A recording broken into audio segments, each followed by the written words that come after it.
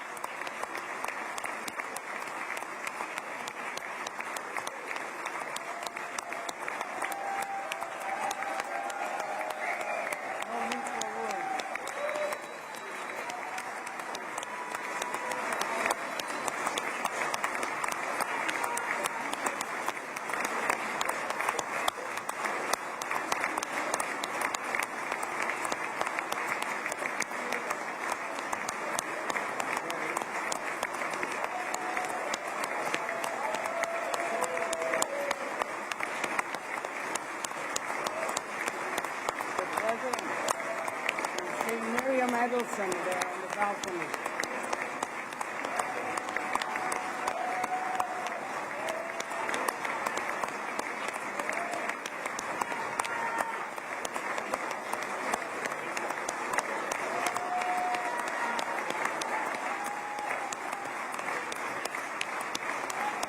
So how they love you.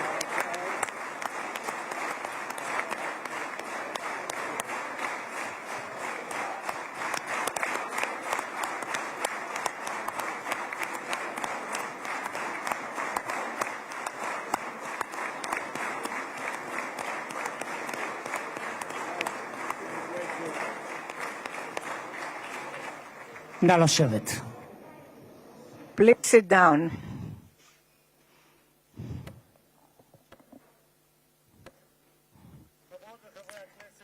Knesset members, today is Monday, 13th of October 2025, and I'm intending to open the special session of the Knesset in honor of the President of the United States, Mr. Donald J. Trump.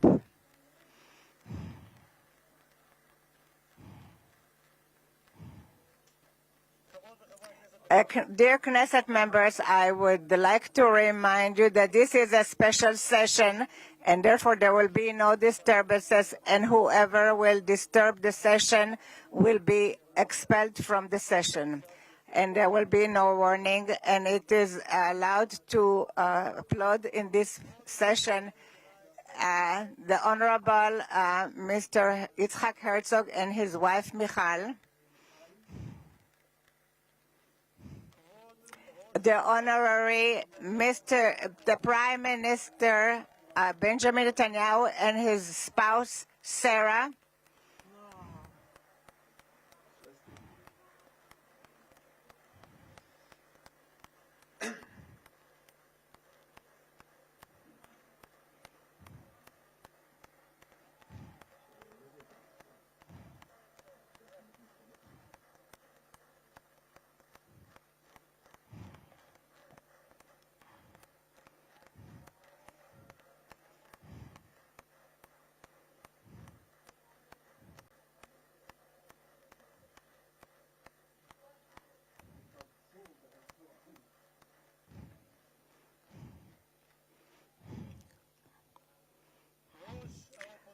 the head of the opposition, Mr. Lapid and his wife Lihi,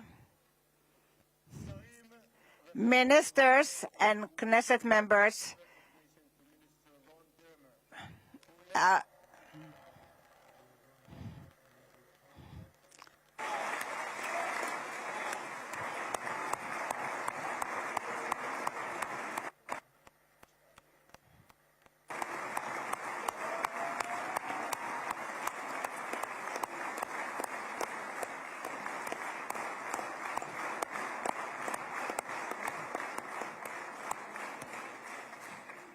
Special recognition to Minister Ron Dermer, who led the negotiation team on behalf of Israel. Thank you, Ron. Secretary of State Marco Rubio,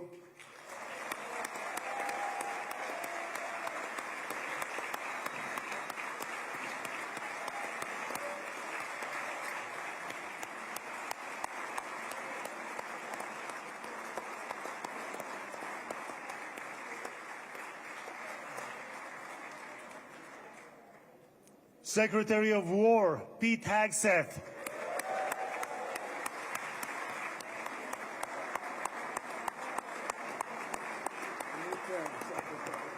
Secretary of War, I like it. I love it.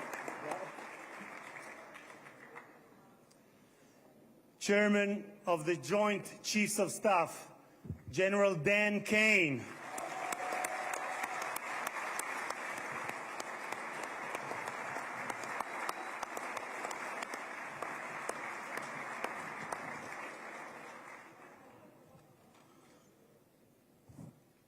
two key players, President Trump's special envoy Steve Witkoff, who is here with his partner Lauren.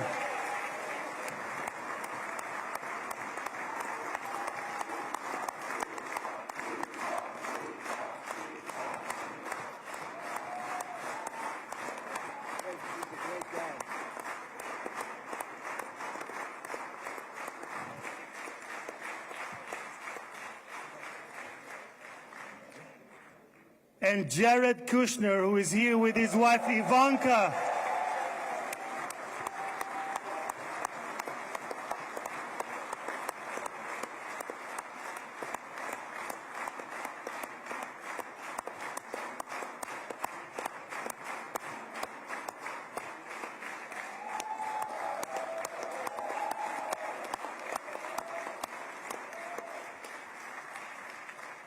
And thank you guys for everything that you have done to bring about this day. Ambassador of the United States to Israel, my dear friend and my absolute favorite rock star, Mike Huckabee. Do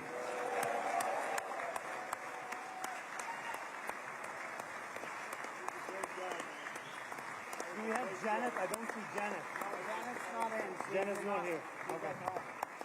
Okay. שגריר ישראל בארצות הברית, יחיאל לייטר.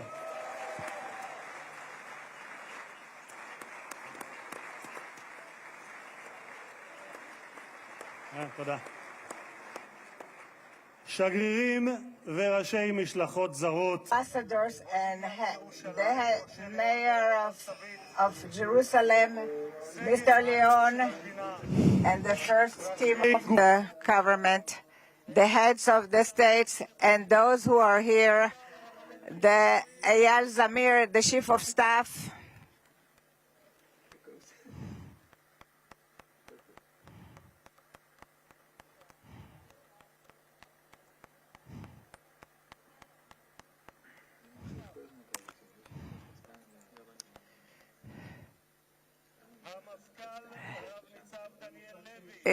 the head of the police, Daniel Levy,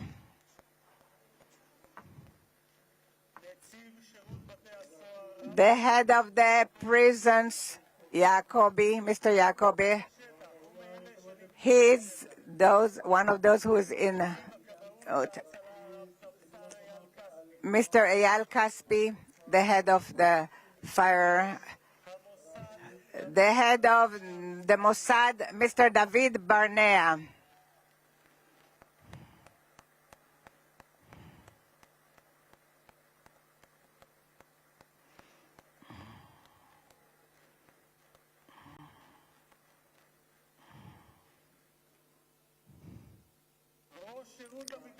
The head of the General Zini, the head of the General Security. Great success to you.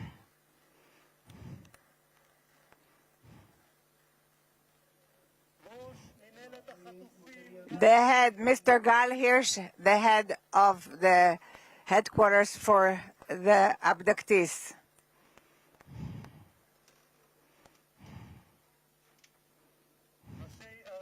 mayors and the local authorities, the chairman of the Knesset who brought about a visit in 3 days, which usually takes 3 months, Mr. Itzik Edry, the secretary of the Knesset, the legal counsel of the Knesset,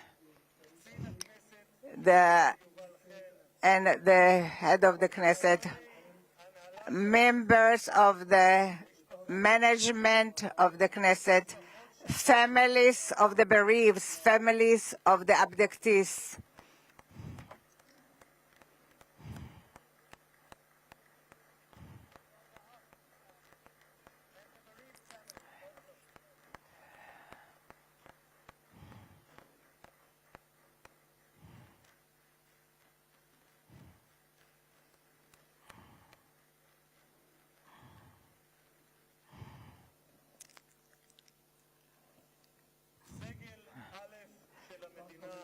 The head great honoraries, and I am exempt the others from mentioning them, dear, and the citizens of Israel. I had the special honor to bless together with you the best friend of that Israel ever had in the White House. Welcome to Israel. Welcome to the Knesset, the President Donald J. Trump.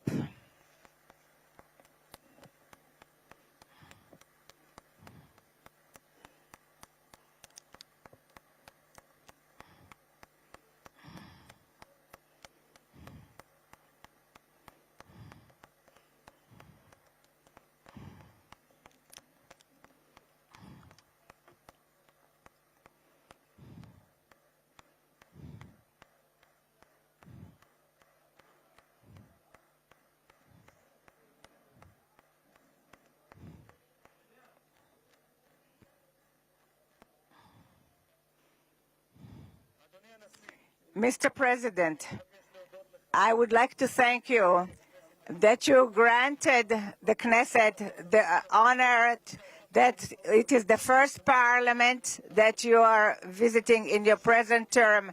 In the Jewish tradition, we are used to bless you, the one who gives us the honor. Thank you very much, Mr. President, President Trump.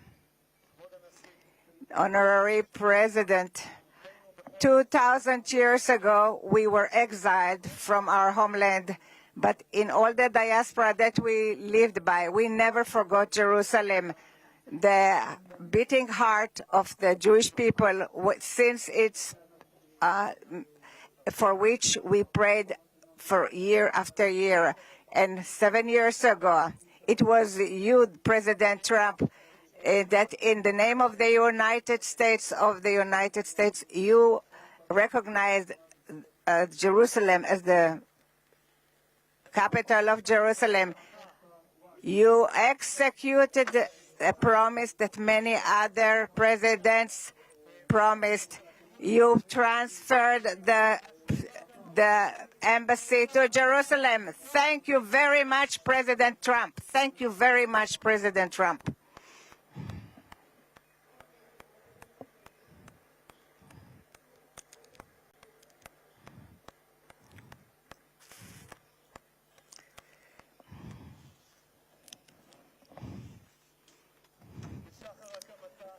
In the dawn of its establishment, Israel was forced to fight, but it always extended its hand to peace. 7 years ago, you led the Abraham Accords, and I had the privilege to serve in this government that signed it, and it was very meaningful for me because 2.5 years ago, I was the first head of the Knesset that was invited to speak in a parliament of Arab country, and it was in the country of Morocco, where my parents came from. You you made its relationship closer in accord that it's peace for peace. Thank you very much, President Trump.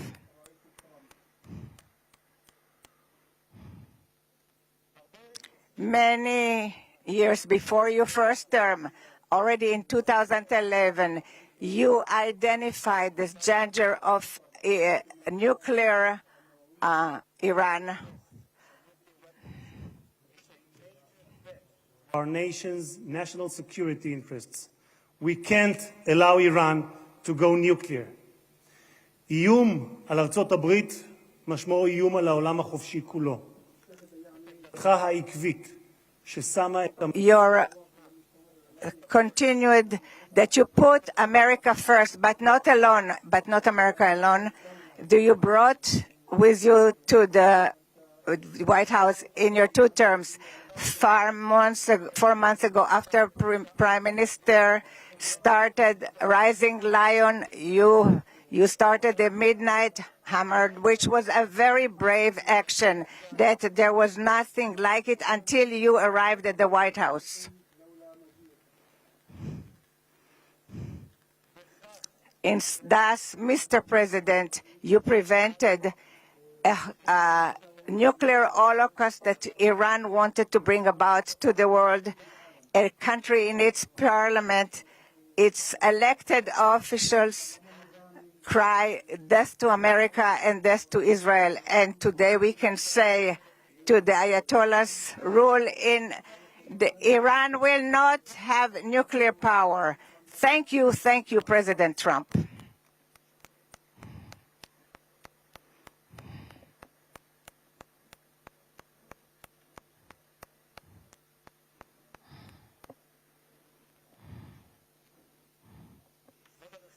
Mr. President, today the Jewish people are ending the holiday of Sukkot, and tomorrow it will be Simchat Torah. And 2 years ago in Simchat Torah, it was the most difficult day for the State of Israel since its establishment and for the Jewish people since the Holocaust. Many times I came with many visitors to the area of the slaughter, and I saw the horrors. And few weeks after the 7th of October, I accompanied Jared and Ivanka who came to those difficult areas. We saw what we were in Kfar Aza, and we saw what we hope that we will never see again, horrible sights of pogroms, children, men and women, the elderly, they are no longer there. The Satan not only murdered and raped and many of our brothers and sisters, he also abducted the live and the dead. And since then, this has been the longest and the most just war. This wound of our brothers in prison has been when all the nation of Israel has been in pain of the families of the abducted until this morning. For 2 years, in the gallery where the guests are sitting, we had photos of the hostages. But this morning, towards this historical day, we were able to remove the photos, and I will do something spontaneous, and I will remove the pin that I received from Tzvika Moore. I am removing it because a minute ago I spoke to Tzvika Moore's brother, and they are celebrating this unification. Thank you so much, President Trump. Thank you so much, President Trump.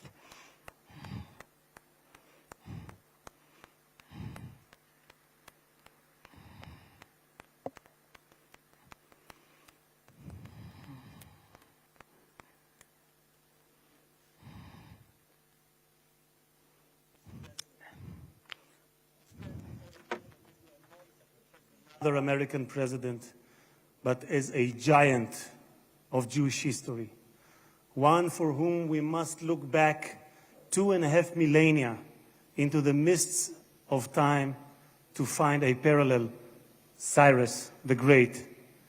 You, President Donald J. Trump, are a colossus who will be enshrined in the pantheon of history. Thousands of years from now, Mr. President, the Jewish people will remember you. We are a nation that remembers. Far from being a local struggle, what we are witnessing is a global struggle, a global battle between the forces of extremism, radicalism, and fundamentalism, and those of freedom, liberty, and democracy. What the world needs now is not appeasers who feed the crocodile in the hope that they will be eaten last, like the kind we have seen recently at the UN General Assembly. And by the way, President Trump, your team has checked the teleprompter. It is working beautifully. What the world needs now are more leaders who are brave, resolute, strong, and bold. The world needs more Trumps.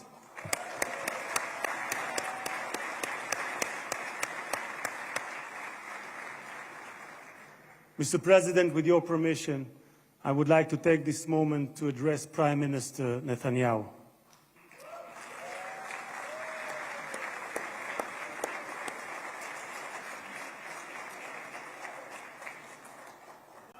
ראש הממשלה, תודה, ראש הממשלה עמד...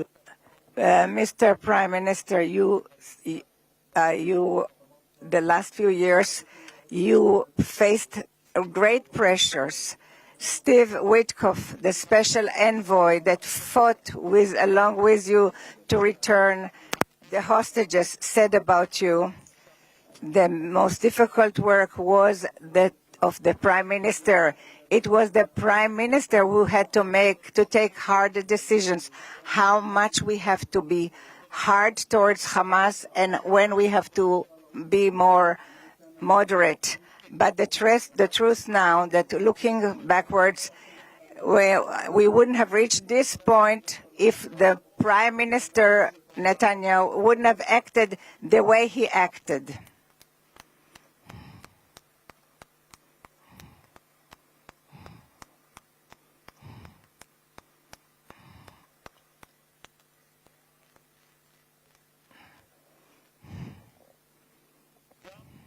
Also, my President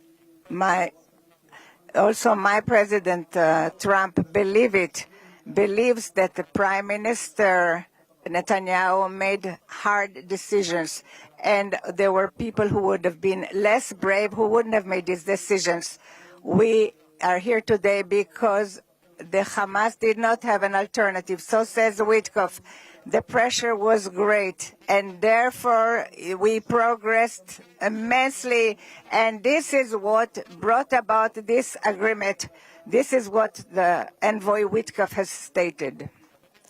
Mr. Prime Minister, yesterday, on his way to Israel, the President Trump, that you are the right person at the right time, and I'm proud to say here in front of the whole world that thanks to you, we achieved the great things that we have achieved. Thank you so much, Mr. Prime Minister.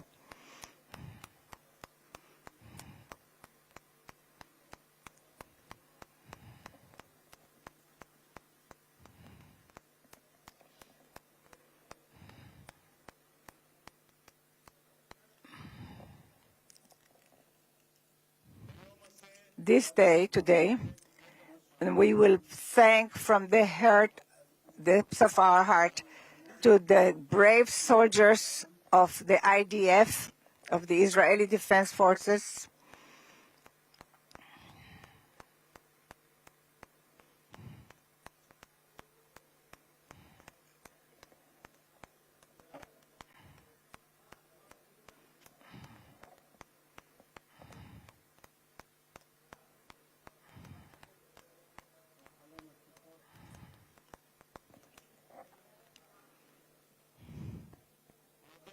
we will thank to the IDF brave soldiers who fought like lions and endangered their lives. in order to protect the state of Israel. Many of them sacrificed their lives for the country that bows its head. Their blood was did not die in vain, because with their heroism they brought this state, and their names will be inscribed forever in the hearts of the nation. President. There was not a single person on this planet who did more than you to advance peace. No one even came close. Your election to the presidency marked a turning point, not only for the United States, but for the entire world. Through your strength of character and unwavering resolve, you brought an end to bloody conflicts in no fewer than 8 regions across the globe. In less than 9 months, you became one of the most consequential presidents in history. You saved countless lives that would have been lost without your leadership.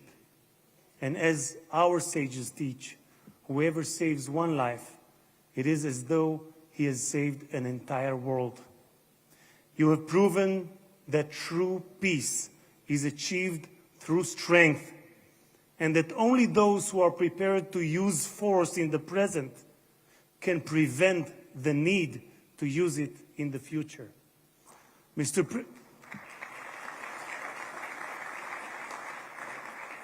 President, you, more than any other individual, are deserving of the highest recognition for your efforts in promoting peace.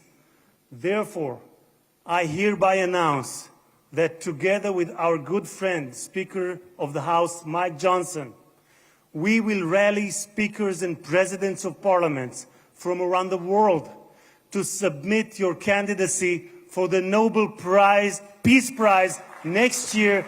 There is no one more deserving than you, President Trump. No one.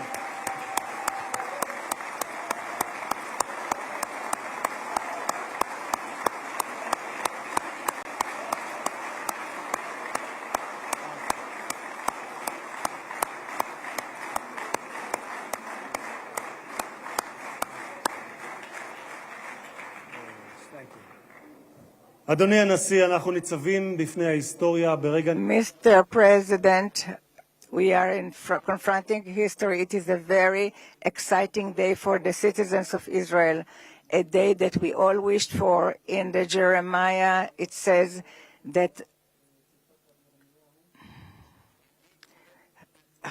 from when we hear your cry, there will be a wage for your and they will return from the country of the enemies, and the sons returned to their borders, to their land. The book of Jeremiah. I want to wish all the hostages how happy we are and how good it is that you are back home.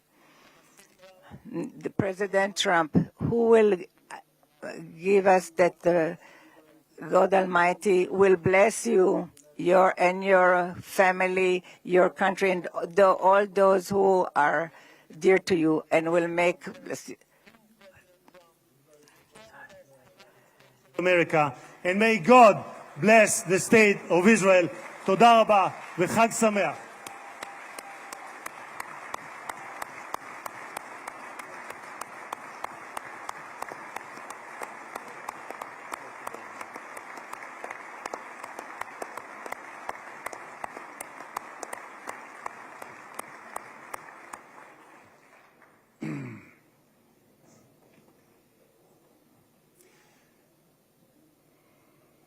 אני מתכבד להזמין כעת את ראש הממשלה. I'm inviting now Mr. Benjamin Netanyahu, the Prime Minister, to say a few words.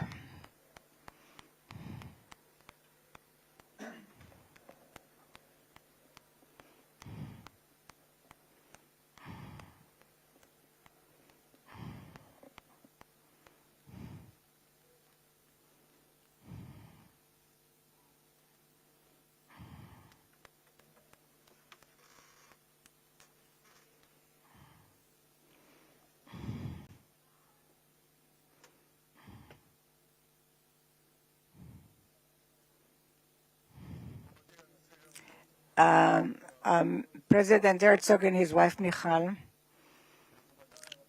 and the great honorary guests, and headed by our great friend, the President of the United States, President Donald J. Trump.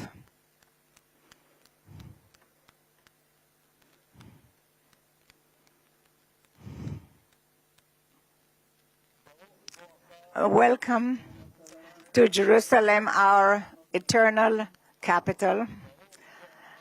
Welcome to Israel in this moving day, exciting day that will be inscribed in the history, on the annals of Israel, and you too, Mr. President, will be inscribed in the history of our nation, and you are already inscribed in the history of the world. And we remember our friends. We know your part, your important part, and the determined part of the return of the hostages in this day,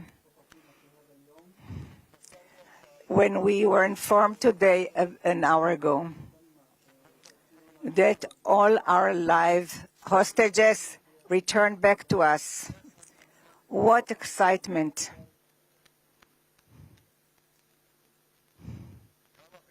How long we've waited for this moment, and we have committed to return everyone. And I want to thank you personally and on behalf of the whole nation. Thank you, Mr. President, President Trump. Thank you, Mr. President.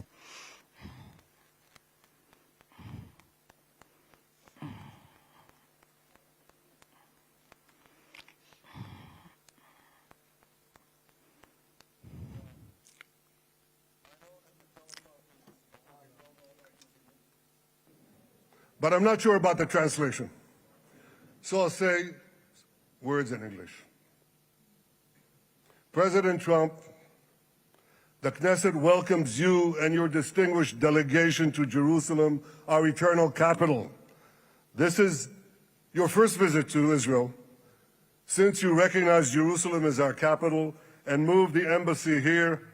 Thank you, President Trump, for that.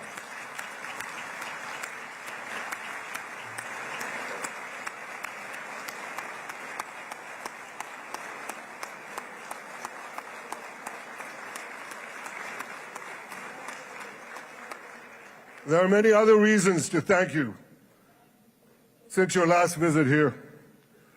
Thank you for recognizing Israeli sovereignty over the Golan Heights.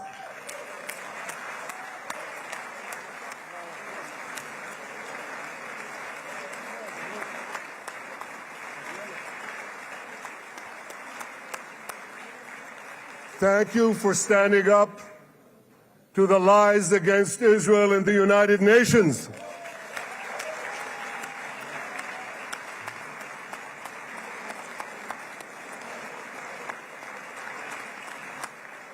Thank you for recognizing in your 2020 peace plan our rights in Judea and Samaria, the ancestral homeland of the Jewish people.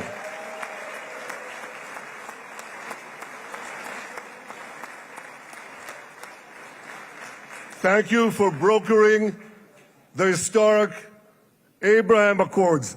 Abraham, Eskemei Avraham.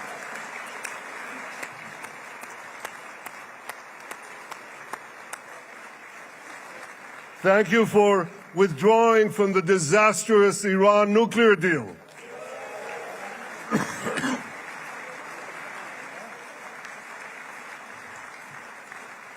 Thank you for supporting Operation Rising Lion and for your bold decision to launch Operation Midnight Hammer. Boy, is that, you got to hear this.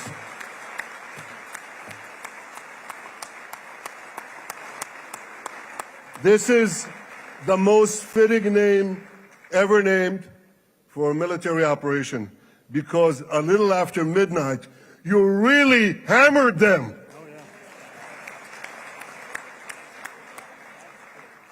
My friends, this is only a partial list. but it's enough to affirm what I've said time and again. Donald Trump is the greatest friend that the State of Israel has ever had in the White House.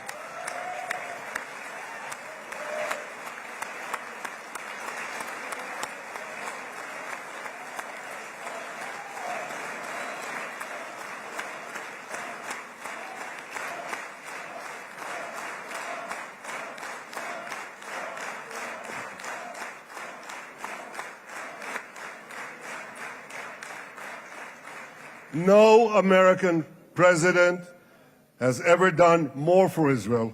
And as I said in Washington, it ain't even close. It's really not a match. Mr. President, today we welcome you here to thank you for your pivotal leadership in putting forward a proposal that got the backing of almost the entire world. A proposal that brings all our hostages home.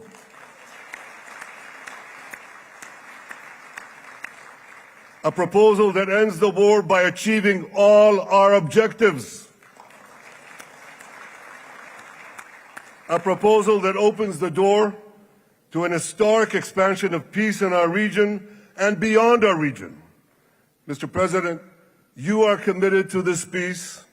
I am committed to this peace. And together, Mr. President, we will achieve this peace. We've done it before. We've done it before in the Abraham Accords, and we'll do it again. Mr. President, today the Jewish calendar marks the end of 2 years of war. That war began on October 7th, on the Jewish festival of Simchat Torah. You always tell me, and you tell the world, remember October 7th. Mr. President, we remember. We remember the thousands of Hamas terrorists who stormed into our towns and kibbutzim. We remember the 1,200 people Hamas savagely slaughtered in cold blood, including dozens and dozens of Americans. We remember entire families burnt alive as they embraced each other. We remember the beautiful young Israelis brutally gunned down at the Nova Music Festival. We remember the hundreds of our citizens who were dragged into the dungeons of Gaza, including 12 Americans, men and women, young and old, babies, and elderly Holocaust survivors. My friends, Mr. President, Donald, these monsters take babies as hostages. In response to this barbaric attack on October 7th, Israel did what it had to do. With indomitable courage, we set out to defend our people, to defeat our enemies, and to release our hostages. Our heroic soldiers fought like lions. They fought on the front lines of civilization and barbarism. Israel achieved amazing victories over Hamas and the entire Iran terror axis. Sinwar, Dev, Hania, Nasrallah, Assad, they're all gone.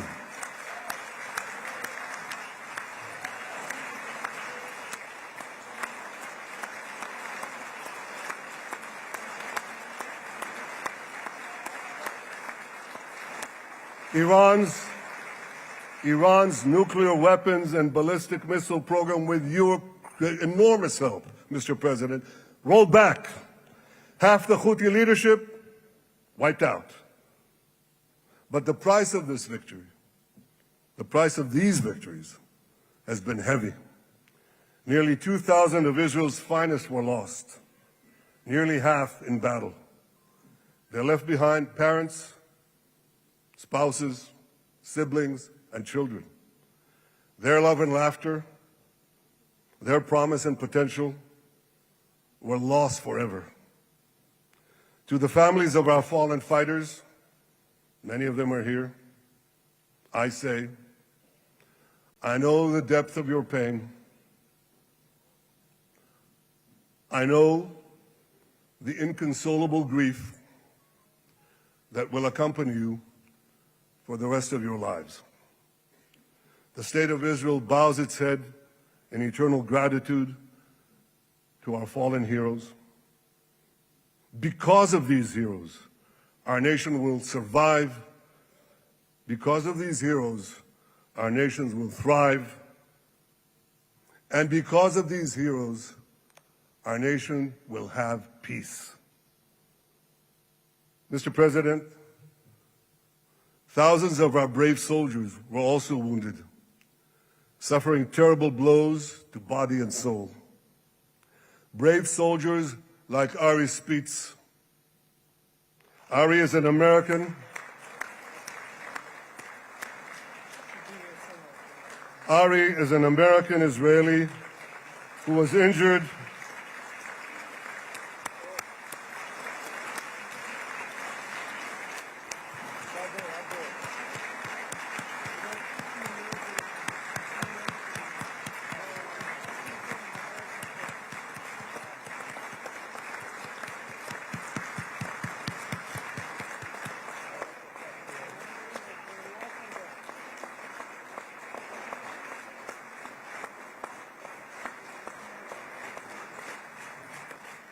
Ari is an American Israeli who was injured in Gaza while searching for Hamas terrorists and weapons. 2 of Ari's comrades were killed in this action, and 10 were injured.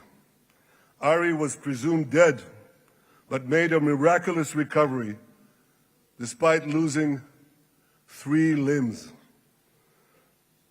Ari, stand up for a minute alone. Stand up. There you go. There. Ari,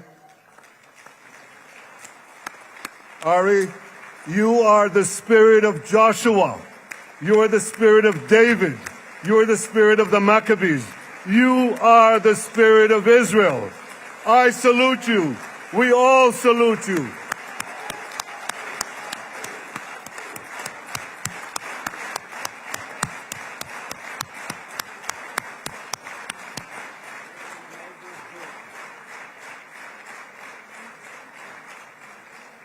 Sabine Tassa of Kibbutz Netiv HaAsara is watching us today from the Israeli consulate in Los Angeles. Sabine lost her husband and her oldest son on October 7th. She is the mother of 3 other boys. 2 of them, Koren and Shai, witnessed their father jump on a Hamas grenade to save his 2 sons. We all saw the film of those 2 boys crying out in pain, "Father is dead. Why? Why did God save me?" Mr. President, my friend Donald, I've seen some very tough things in my life. But I couldn't bring myself to watch those boys suffering again. So I didn't see this film except once. Yet Sabine, their mother, has had the strength and fortitude to show this film across the world. And my wife Sarah and I asked her, "Sabine, how do you do it? Why do you do it?" And she answered, "I do it to show the entire world the monsters Israel is fighting and the justice of our cause." This is what she's doing once again in Los Angeles. Sabine, you can hear me now, so I want to tell you on behalf of all of us, you embody the spirit of our biblical heroines, Deborah, Ruth, and Esther. You too are the spirit of Israel, and we all salute you.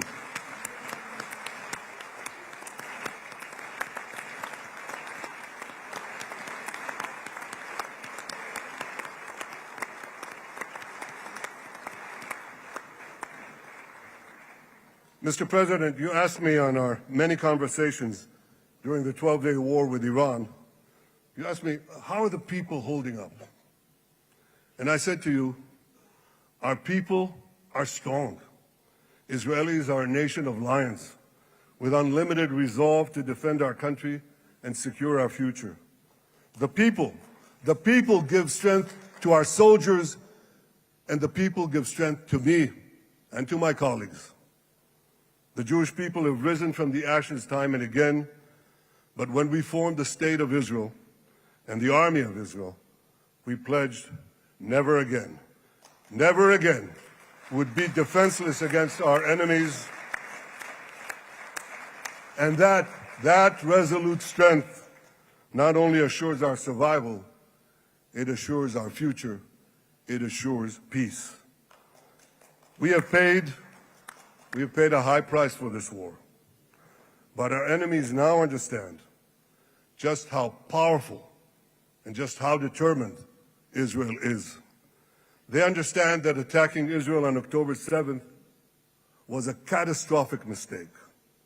They understand that Israel is strong and that Israel is here to stay. And this, Mr. President, is the indispensable foundation of peace. Peace through strength.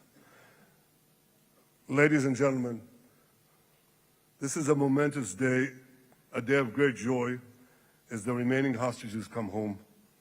My wife Sarah and I have met with the hostage families many times. There were no words to describe their agony, only tears of bottomless sorrow and unimaginable pain. At the beginning of the war, I promised to bring all the hostages home. Today, with the indispensable help, the determined and focused help, the unremitting help of President Trump and his team, and with the incredible sacrifice and courage of the soldiers of Israel, we are fulfilling that promise.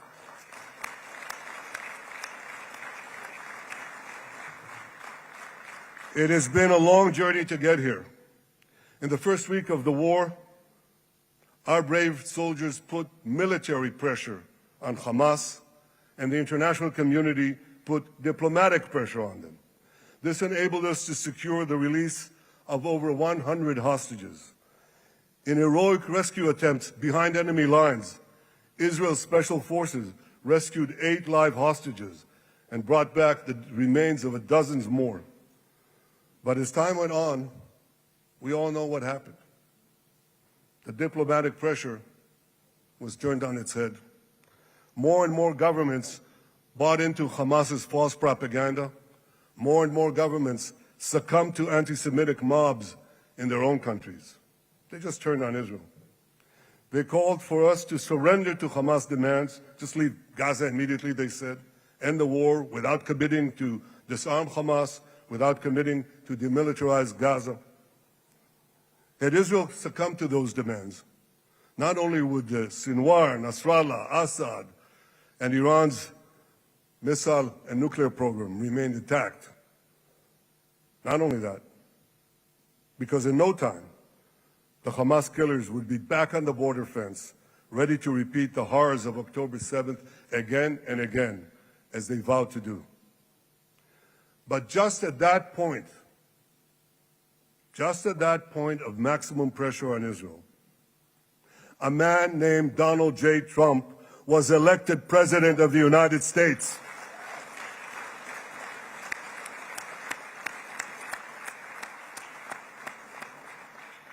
And ladies and gentlemen, overnight,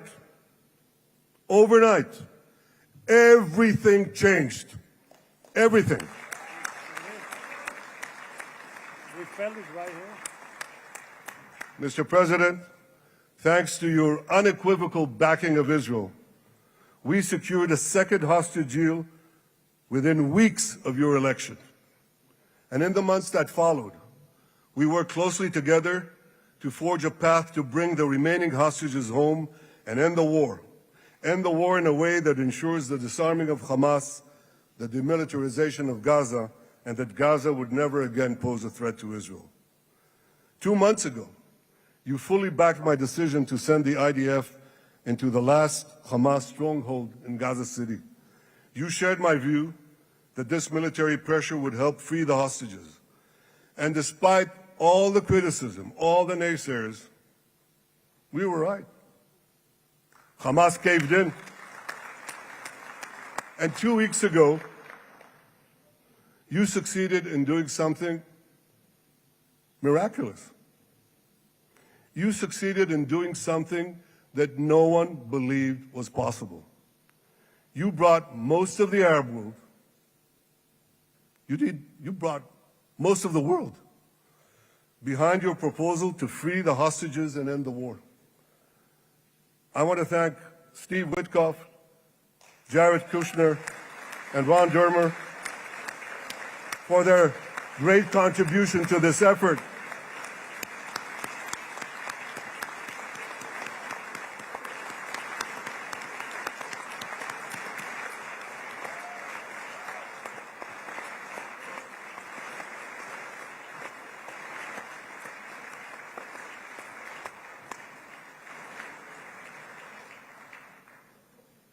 And I want to thank our negotiating team. I believe that the close cooperation between the two of us, between our two nations, combining Israel's military pressure and President Trump's unmatched global leadership. I have to tell you, I've seen a lot of American presidents. I've seen them all in the time that I've been here, and I've been here quite a lot of time. I've never seen anyone move the world so quickly, so decisively, so resolutely as our friend President Donald J. Trump.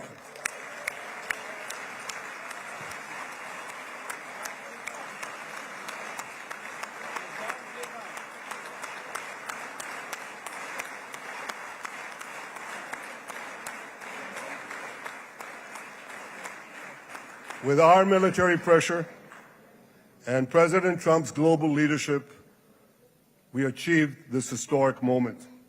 It's a moment of indescribable joy as our nation embraces our sons who are coming home. Mr. President, this week, Jews around the world are going to read the book of Ecclesiastes, Kohelet, in the Bible. The Bible has many miraculous moments. One of them was your decision to bomb Fordo.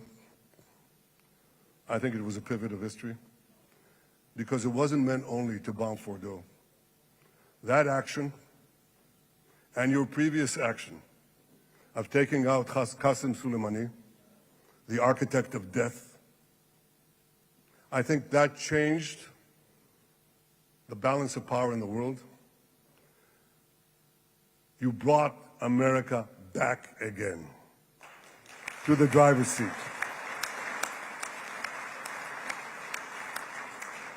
Now, I said that we're going to read this week the book of Ecclesiastes.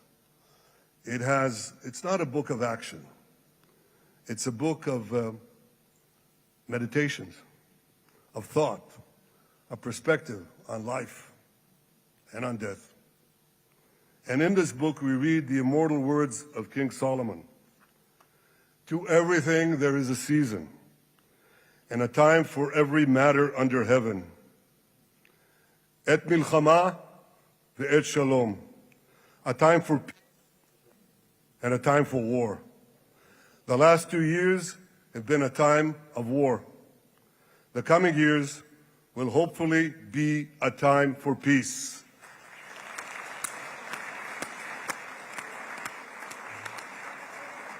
Peace inside Israel and peace outside Israel.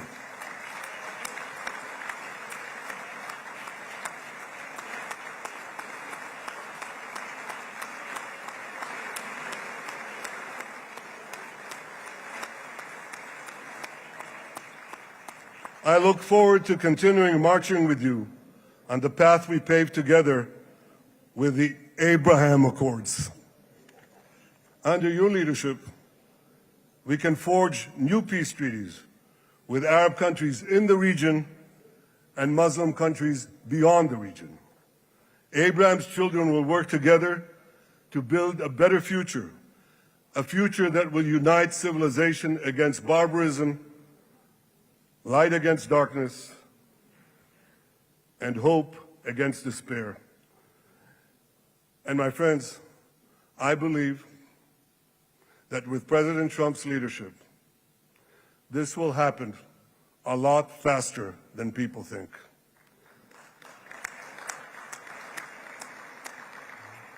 As Prime Minister of Israel, I extend my hand to hold those who seek peace with us. No one wants peace more than the people of Israel. Israel will always remain vigilant in defending itself, and Israel will always remain full of hope. Hope is our national anthem. Hope is our creed. Hope is our strength. It is time, my friends, to realize that hope and expand the circle of peace. Mr. President, thank you for all you have done for us.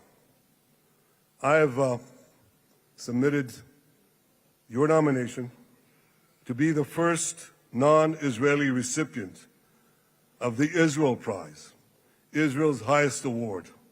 As to that other prize, just a question of time, you'll get it. But I want you to get the Israel Prize, our highest award, to our greatest friend.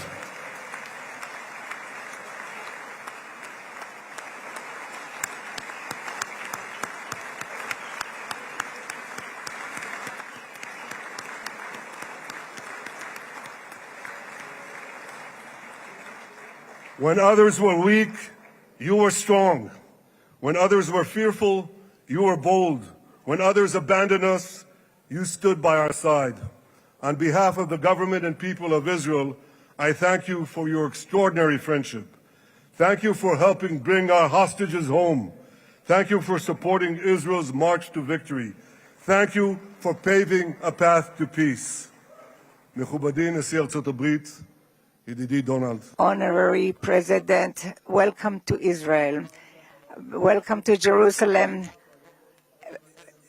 Welcome in this exciting day that brought us to this day.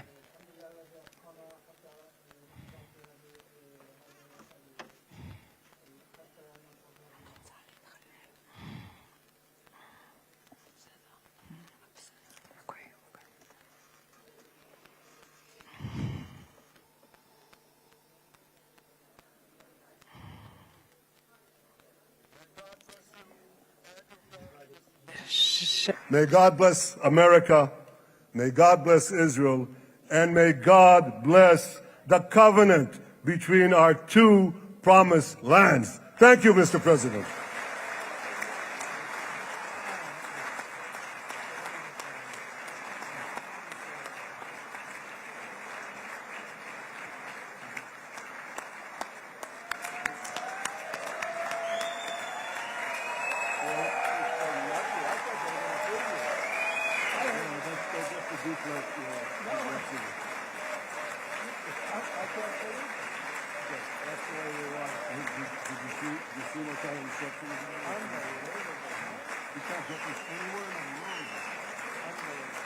But you'll get it in the morning. Thank you.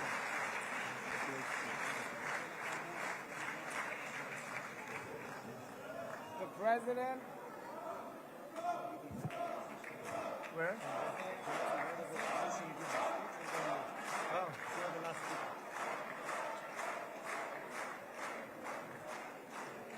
Come on up, opposition. Come on, opposition. Yeah, okay.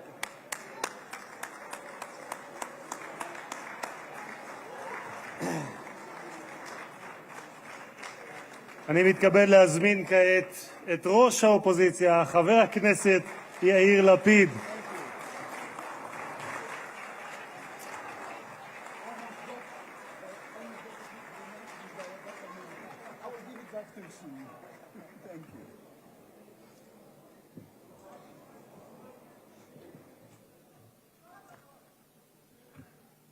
Mr. Speaker, members of Knesset, ministers, President Herzog, Prime Minister Netanyahu, distinguished guests, Your Excellency, President Trump. For 2 years, we waited for this moment. 2 years of sleepless nights, 2 years without air in our lungs. Our eyes are filled with tears today, our hearts are filled with gratitude, our children are coming home.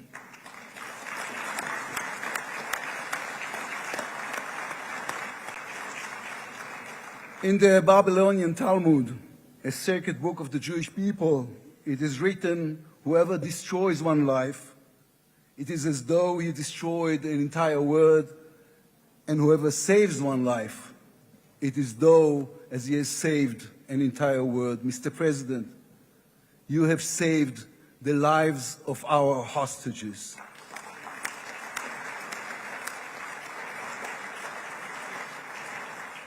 But you saved so much more. You have saved the souls of the bereaved whose loved ones now will be brought home for burial. You have saved thousands of soldiers who will now not fall in battle. And you have saved millions from the horrors of war. You have saved more than one life, and each life is an entire world. This is a historic moment, and a reminder that history is shaped by people. It is shaped by those who know the past, but have the vision to change the future. When you were elected, you declared that you would be the president of peace. You have kept your word. The fact that you were not awarded the Nobel Peace Prize is a grave mistake by the committee. But they will have no choice, Mr. President. They will have to award it to you next year.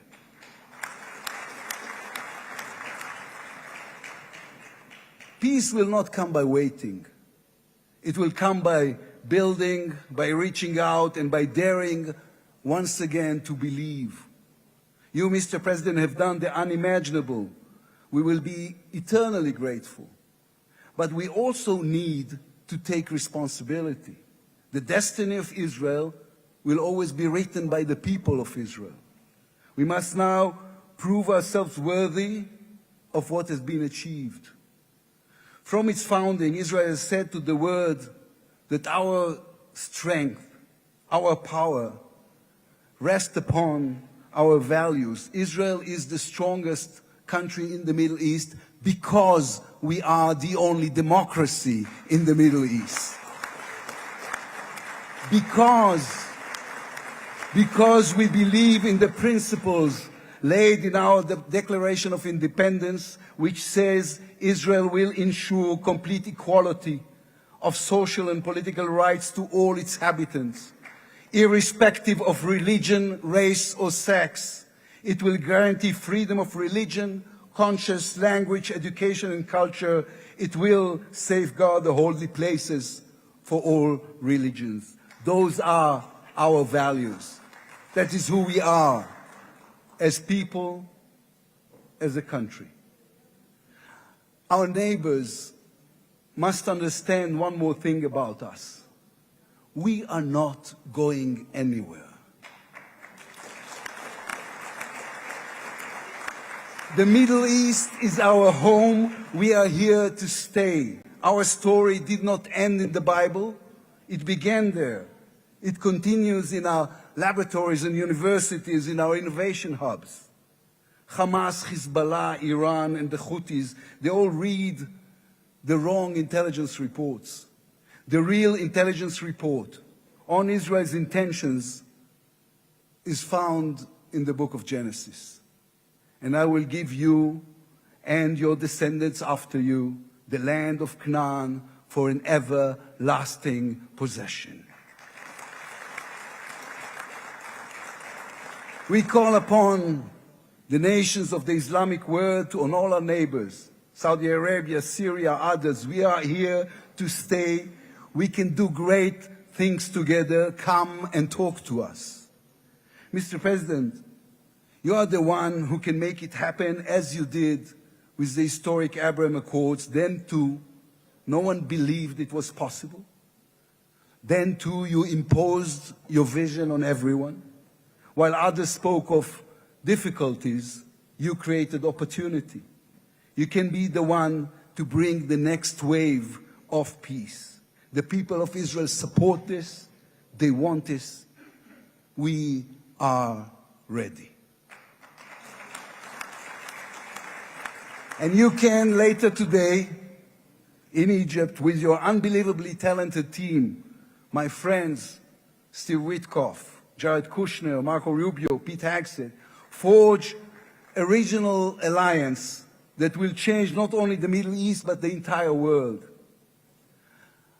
After 2 years of war, the peoples of this region should look around and ask themselves, whose situation is better? Those who chose the path of peace or those who chose the path of war? Those who invested in their people, in the education of their children, in science and education and technology, or those who invested in hate and in violence? From here I say to all those who demonstrated against Israel these past 2 years, on the streets of London and Rome, in Paris and in Columbia University. I do not represent the government. As you know, I am the leader of the opposition. And I tell you, then, you were deceived. You were deceived. Propaganda experts, funded by terror money, manipulated you. Now that the war has stopped, you have time and a chance to go and learn the facts. The truth is, there was no genocide, no intentional starvation.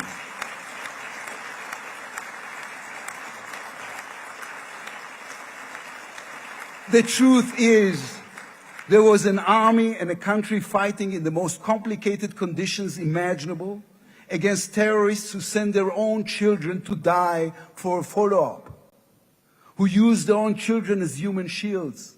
The truth is that a democratic state was attacked by a fanatical terrorist organization. 1,200 people were killed in one day, women were raped, babies were burned alive.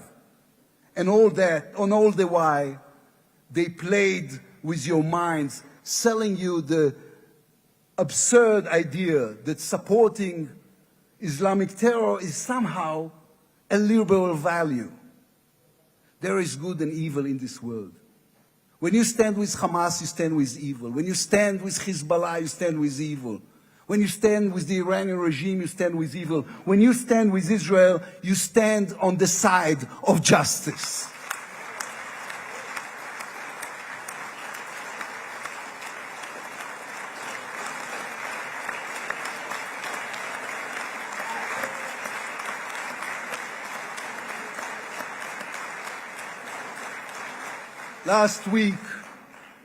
Last week I attended the 7th October memorial ceremony. An inspirational woman called Galit Dan spoke on stage. Galit had a daughter, Noya, a 13-year-old girl who was autistic like my daughter. And Noya was full of light. She loved Harry Potter. On that dark day, Noya was sleeping at her grandmother's, Carmela's house in Kibbutz Nir Oz. Carmela was 80 years old.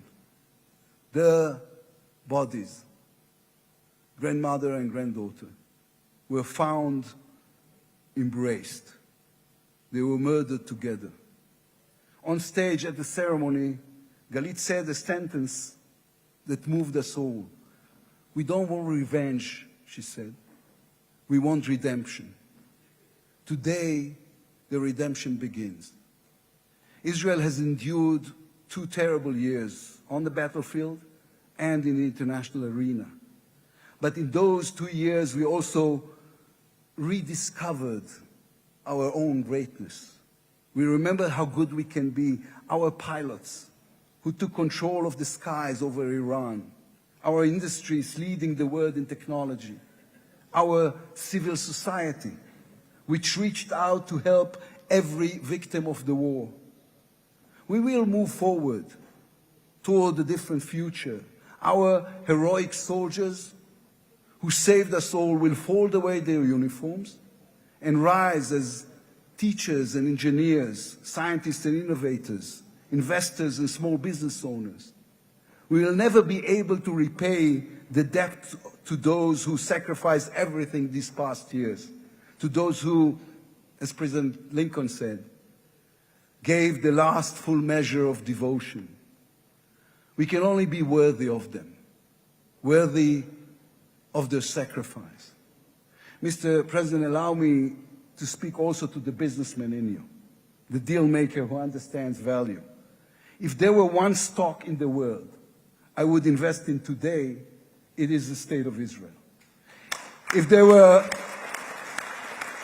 one nation that deserves unrestricted access to GPU chips, to AI and SMR technologies, to American markets, it is the State of Israel.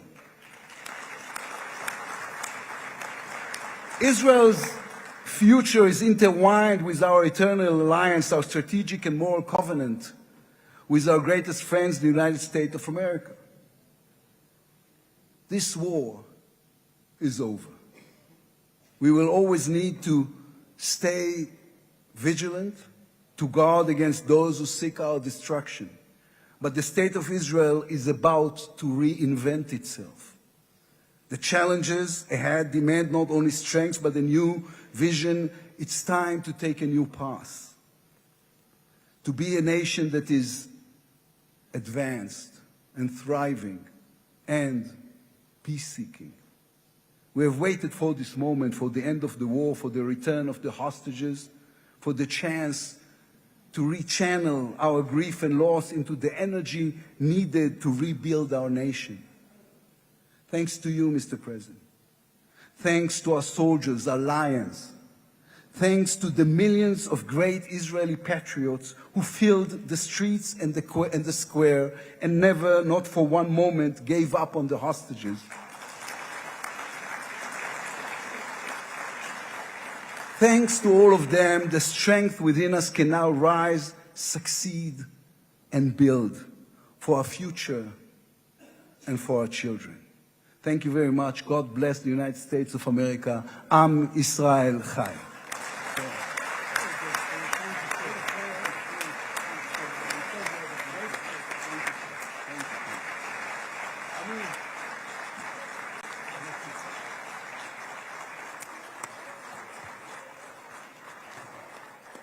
אני מודה לראש האופוזיציה. I would like to thank the head of the opposition, members of the Knesset, President of the United States of America, His Excellency Donald J. Trump, to address the Knesset.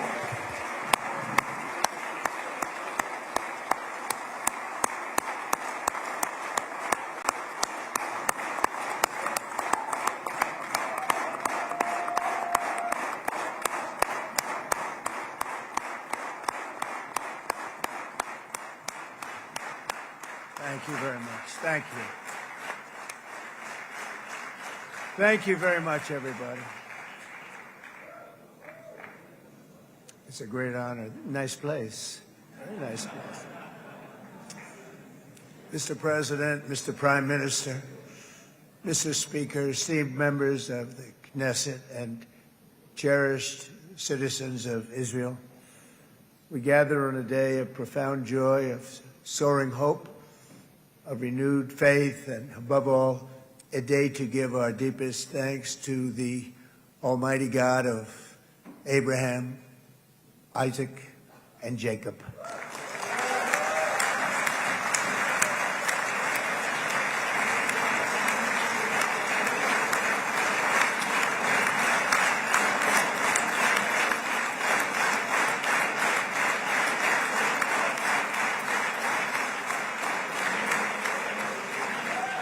After 2 harrowing years in darkness and captivity, 20 courageous hostages are returning to the glorious embrace of their families, and it is glorious. 28 more precious loved ones are coming home at last to rest in this sacred soil for all of time. And after so many years of unceasing war and endless danger, today the skies are calm, the guns are silent, the sirens are still, and the sun rises on a holy land that is finally at peace, a land and a region that will live, God willing, in peace for all eternity.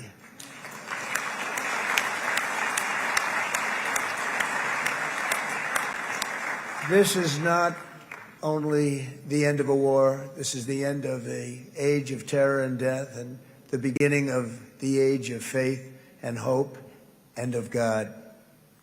It's the start of a grand concord and lasting harmony for Israel and all the nations of what will soon be a truly magnificent region. I believe that so strongly. This is the historic dawn of a new Middle East. I want to express my gratitude to a man of exceptional courage and patriotism whose partnership did so much to make this momentous day possible. You know who I'm talking about. There's only one, Prime Minister Benjamin Netanyahu. Bibi, please stand up.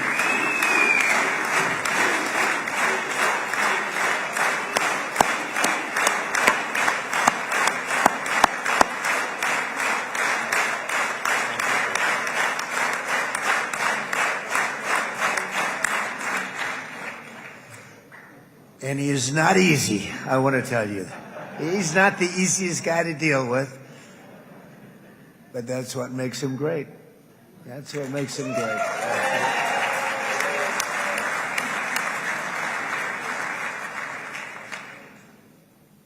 Thank you very much, baby. Great job.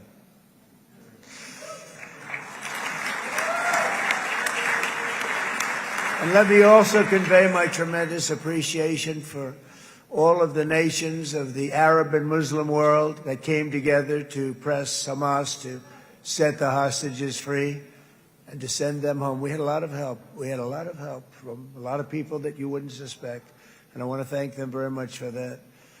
It's an incredible triumph for Israel and the world to have all of these nations working together as partners in peace. And it's pretty unusual for you to see that, but it happened in this case. This was a very unusual point in time, a brilliant point in time. Generations from now, this will be remembered as the moment that everything began to change and change very much for the better. Like the USA right now, it will be the golden age of Israel and the golden age of the Middle East. It's going to work together. I'd like to thank several great American patriots for their invaluable help in getting something done that almost everyone thought was absolutely impossible. We were wasting our time. So many people said, "You're just wasting your time." But we weren't, because we had talented people working with us, and we had people that loved your country, and frankly, people that loved the region. They loved the Middle East. I want to thank my friend Steve Witkoff.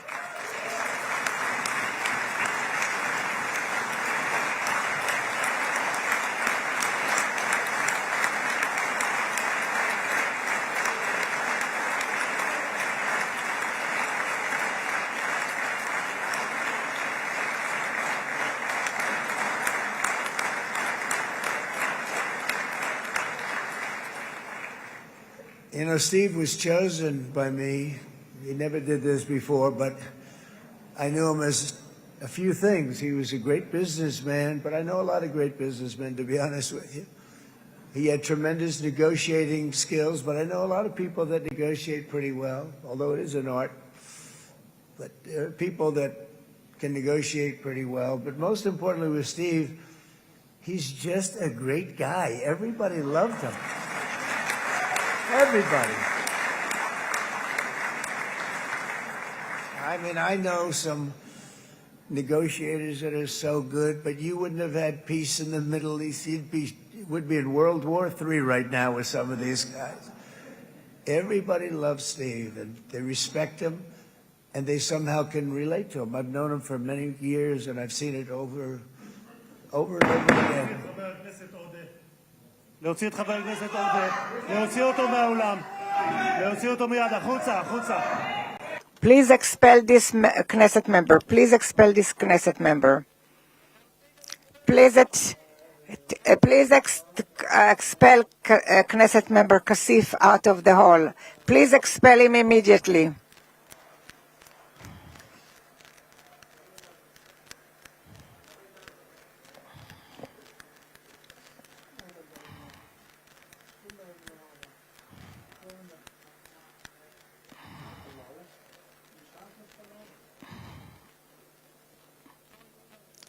And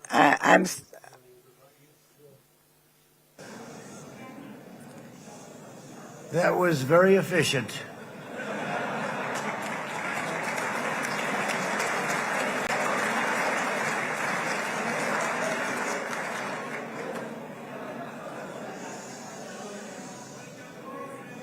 So back to Steve. He's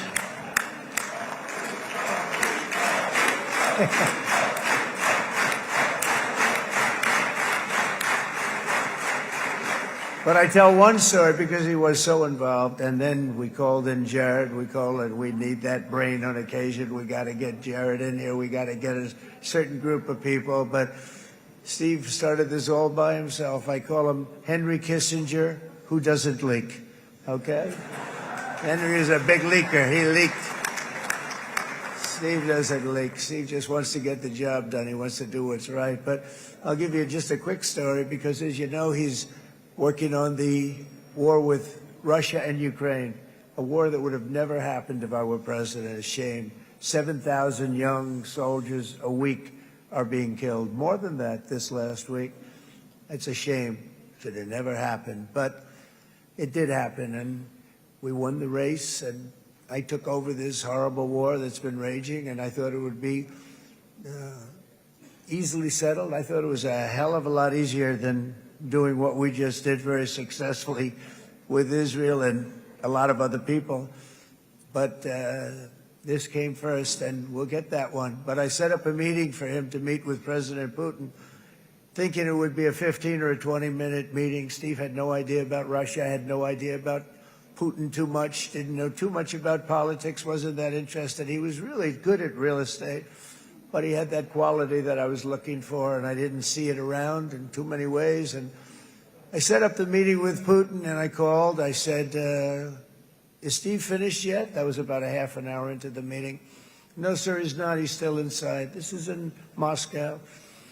I said, well, how's he doing? I don't know, sir. He's still inside. I called up an hour later. Let me speak to Steve. Sir, he's still with Putin. He's with President Putin. I said, wow, that's a long meeting, 1 hour. I called up an hour later, he was still with Putin. 3 hours later, he was still with Putin. 4 hours later, he started to get the word that he was going to be coming out soon. And in 5 hours, he came out. I said, what the hell were you talking about for 5 hours? And he says, just a lot of interesting things. We're talking about a lot of interesting things, including what he went in there for, but you can't talk about it for 5. You can talk about it for a certain period of time, and you know what you're getting. But that's a talent. That's a talent, where you can do that. Most people I'd send in, number one, they wouldn't be accepted. Number two, if they were, the meeting would last 5 minutes, and that's what happens with Steve. Everybody loves him. They love him on this side. They love him on the other side. And he really is. He's a great negotiator because he's a great guy. So thank you very much, Steve, very much.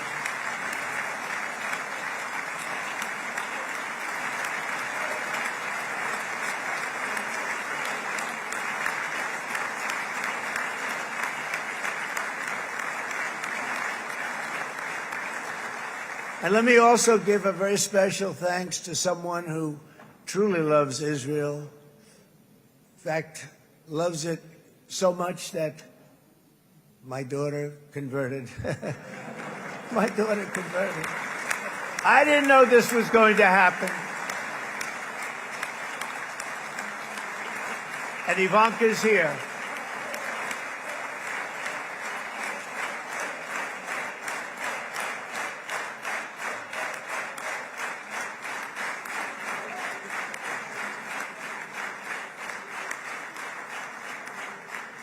And Bibi, you do know this was not in the cards for me. You understand that. And she is so happy, and they are so happy. At least I think they're happy. If they're not, we have a big story, right? No, they have a great marriage, and they get along great. They're best friends. They have a very special relationship. But Jared has been so helpful. He really did something very special. He established the Abraham Accords with a group of very wonderful people. I like calling it the Avraham Accords, because people that, right? Avraham. It's so cool. It's so much sort of nicer, you know, the Abraham versus the Avraham.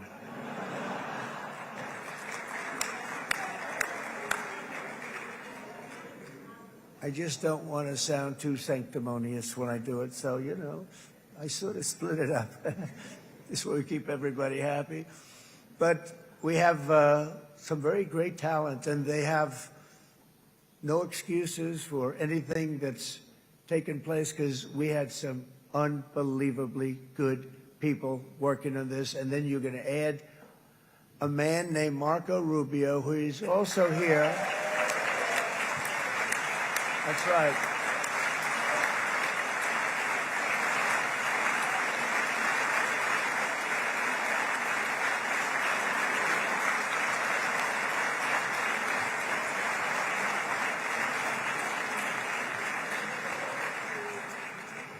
And I have a prediction that Marco will go down, I mean this, as the greatest Secretary of State in the history of the United States. I believe that. I believe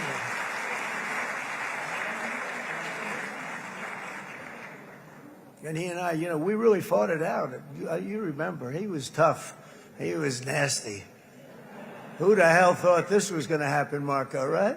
And now I'm saying he's going to go down as the greatest. He will. He was always smart and sharp, and people respect him. And then we have somebody who's young, but an unbelievable leader. I saw it a long time ago, and he's turned out to be even better than we thought. Right, Susie? I think even better. And that's Pete Hegseth, who is our Secretary of War, formerly Secretary of Defense.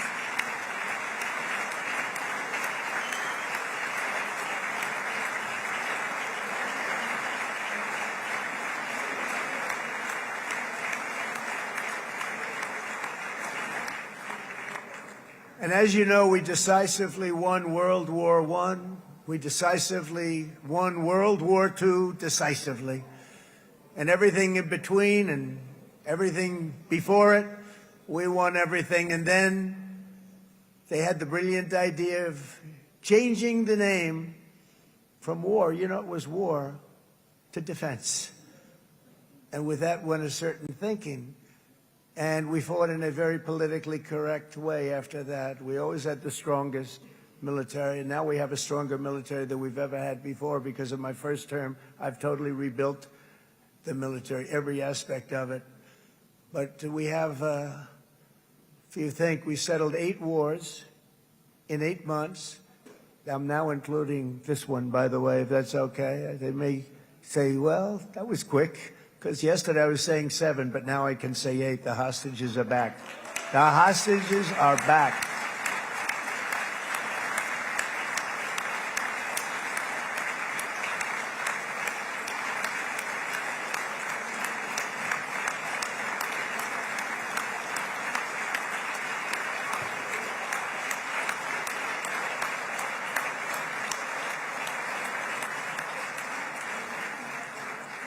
It is a good feeling. Isn't that nice to say? You know, I just said the hostage. First time I said the hostages are back. It feels so good to say it. But when you settle 8 wars in 8 months, that means you don't like war. Everyone thought I was going to be brutal. In fact, I remember Hillary Clinton during a debate, she said, look at him, he's going to go to war with everybody. And actually, she said, he's got a personality that's all about war. No, and my personality actually is all about stopping wars, and it seems to work. It seems to work. But it also means this name change and our attitude that we're not going to go into a war, but if we do, we're going to win that war like nobody has ever won a war before. We will not be politically correct, but we're not going to be there. And I think, you know, as you mentioned, Bibi, before, peace through strength, and that's what it's all about. The United States has the greatest and most powerful military in the, right now, history of the world. I can tell you we have weapons that nobody's ever dreamt of. I only hope we never have to use them. I rebuilt the military. I was proud to do it, but some of the things I hated to do. I hated certain of the weapons because the level of power is so enormous. It's so dangerous, so bad. But we have to do what we have to do. We make the best weapons in the world, and we've got a lot of them. And we've given a lot to Israel, frankly. And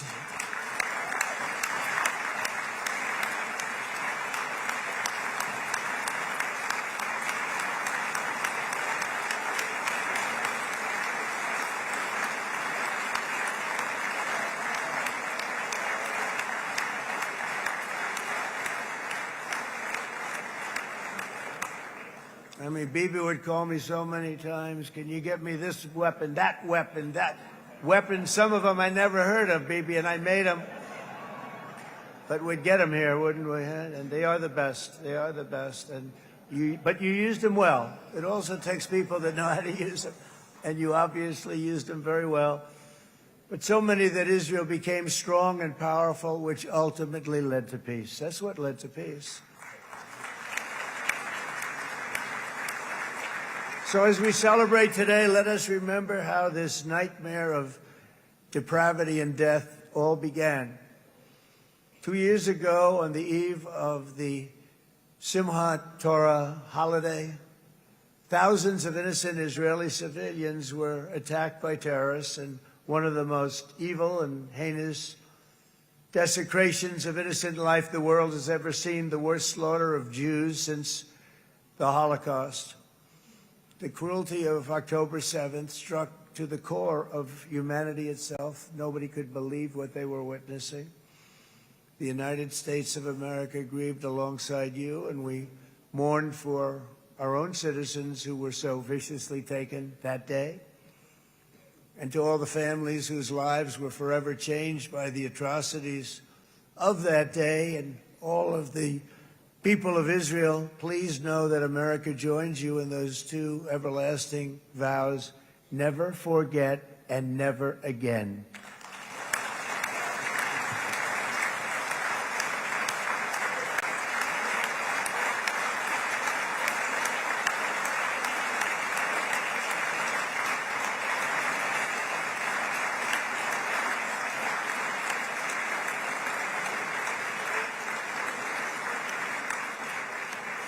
From October 7th until this week, Israel has been a nation at war, enduring burdens that only a proud and faithful people could withstand. It was a very tough period of time. For so many families across this land, it has been years since you've known a single day of true peace. But now at last, not only for Israelis, but also for Palestinians and for many others, the long and painful nightmare is finally over. And as the dust settles, the smoke fades, the debris is removed, and the ashes cleaned from the air, the day that breaks on a region transformed, and a beautiful and much brighter future appears suddenly within your reach. This is now a very exciting time for Israel and for the entire Middle East, because all across the Middle East, the forces of chaos, terror, and ruin that have plagued the region for decades now stand weakened, isolated, and totally defeated. A new coalition of proud and responsible nations is emerging, and because of us, the enemies of all civilization are in retreat. Thanks to the bravery and incredible skill of the Israeli Defense Forces in Operation Rising Lion.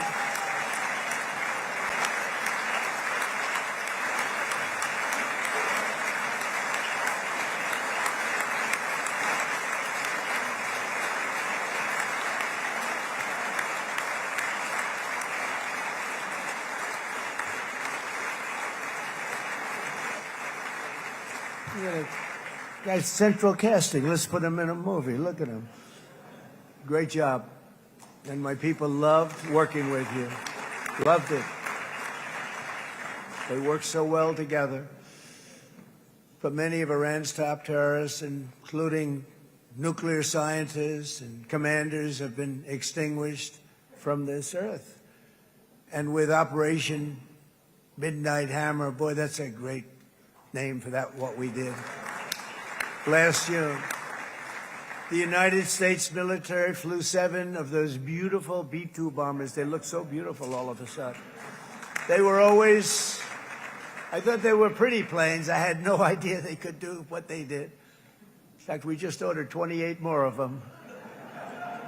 A little updated version. We ordered a whole pile of them. And almost 100 other planes went with them, including fighter jets. And we had 52 tankers, big, beautiful, brand new tankers that were loading them up 4 or 5 times. They traveled 37 hours back and forth. Think of that. But we had tankers all over the sky for all the other planes. We had the F-22s, the F-35s, F-16s. We had a hell of a lot of planes.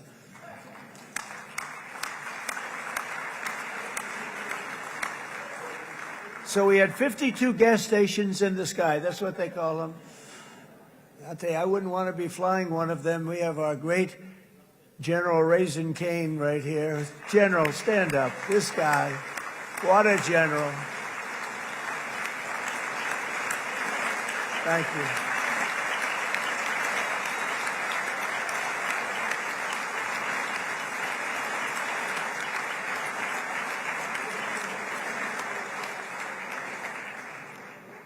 I asked General Cain, I said, you know, we're having problems with ISIS, and I was in Washington, and I asked, how long would it take to defeat ISIS? And my Washington generals told me, 3, 4, maybe 5 years, sir. I said, I don't get it. We got the best equipment in the world. Why?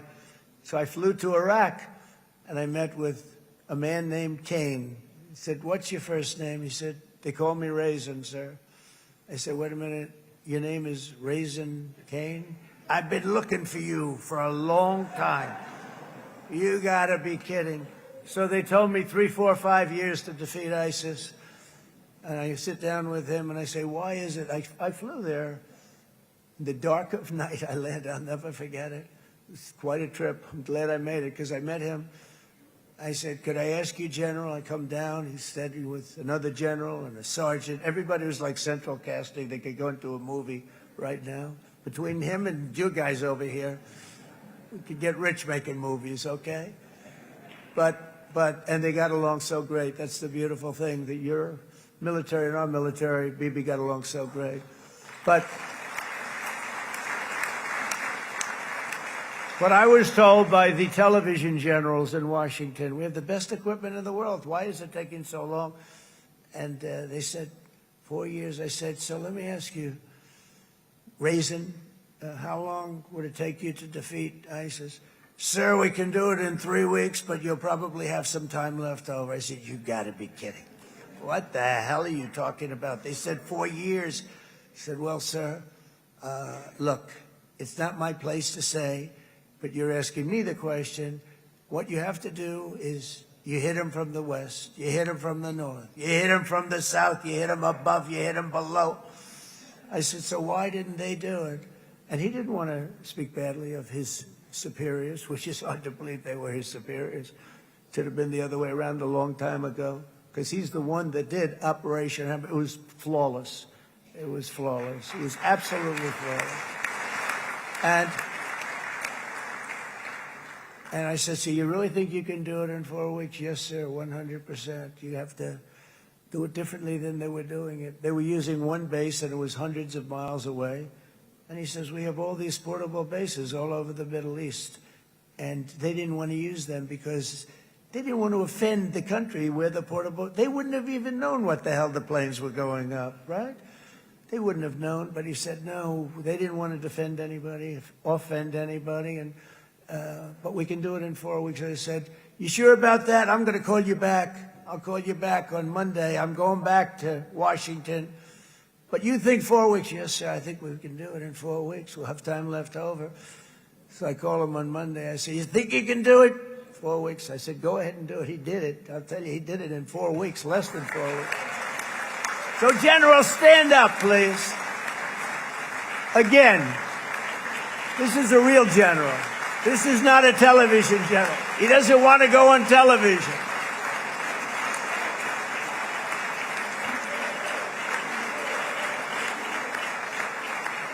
He doesn't want to go on television. I said the other guys love being on television. So we dropped 14 bombs on Iran's key nuclear facilities, totally, as I said originally, obliterating them.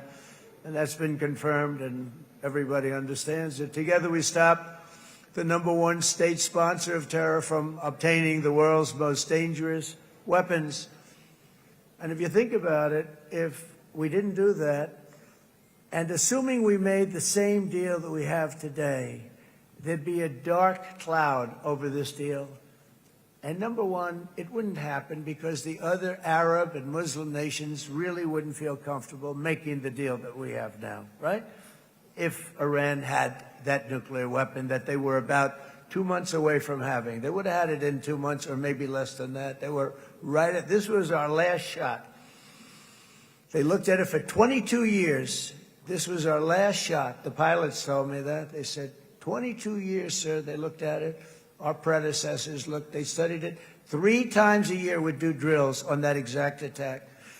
And boy, did they get it right. But let's assume they didn't, and let's assume there was large-scale nuclear weapons in the hands of Iran. We couldn't be here today. Even if we signed the deal, which we couldn't do because a lot of people would not want to have anything to do with it, we took a big cloud off of the Middle East and off of Israel.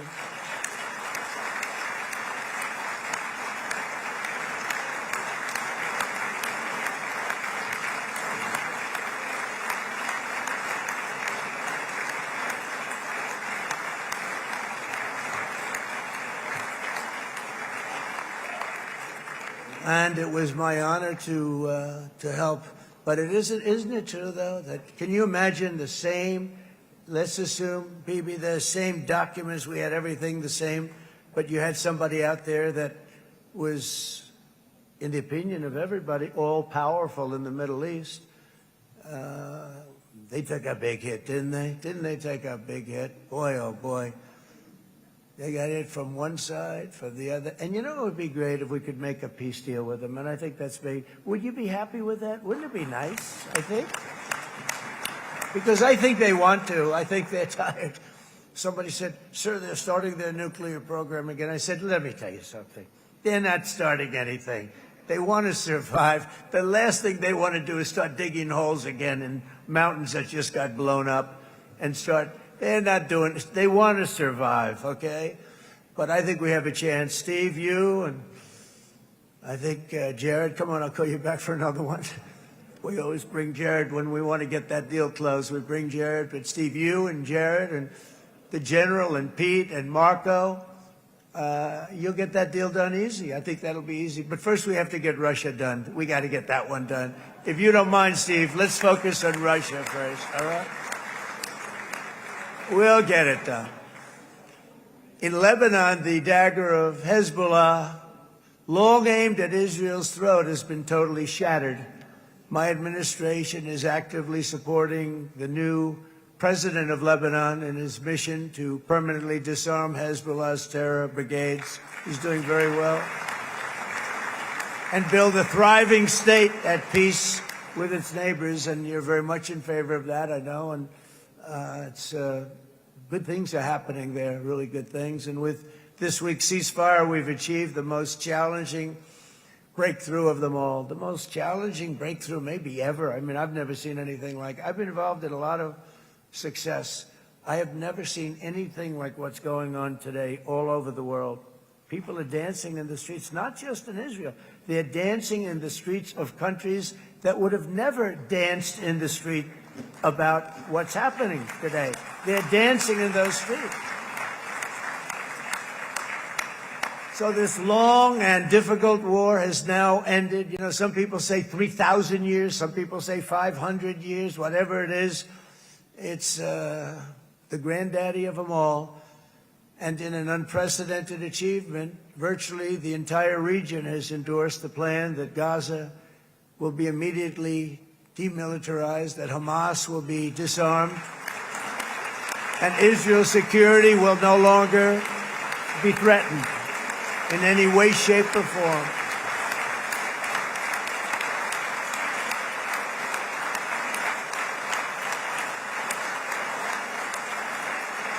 So Israel, with our help, has won all that they can by force of arms. You've won. I mean, you've won.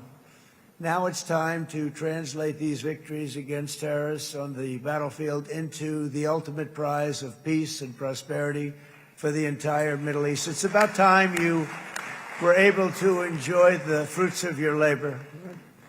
Mr. Opposition Leader. I said he's a very nice opposition leader. I think... No, he's a nice man. Bibi, he's a nice man. Good.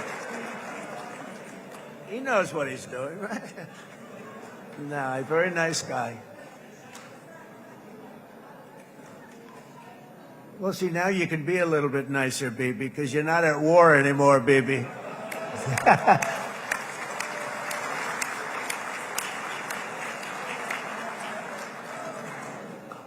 But only by embracing the opportunities of this moment can we achieve our goal of ensuring that the horrors of recent years will never happen again. You don't want to have to go through this again. 8 years ago, I came to this region on a very special first trip abroad as the President of the United States. I came here very early at your request.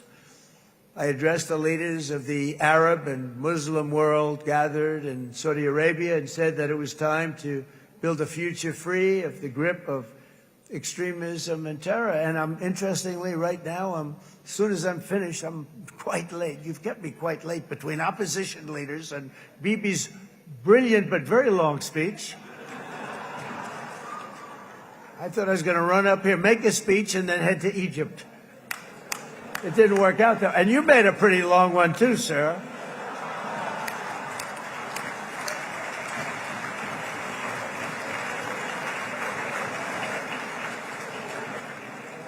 But I liked what you all said. It could be worse. Supposing on top of it, I didn't like what you said. That would be no good, Ron, would it?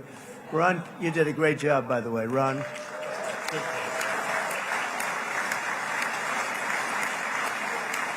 Yeah.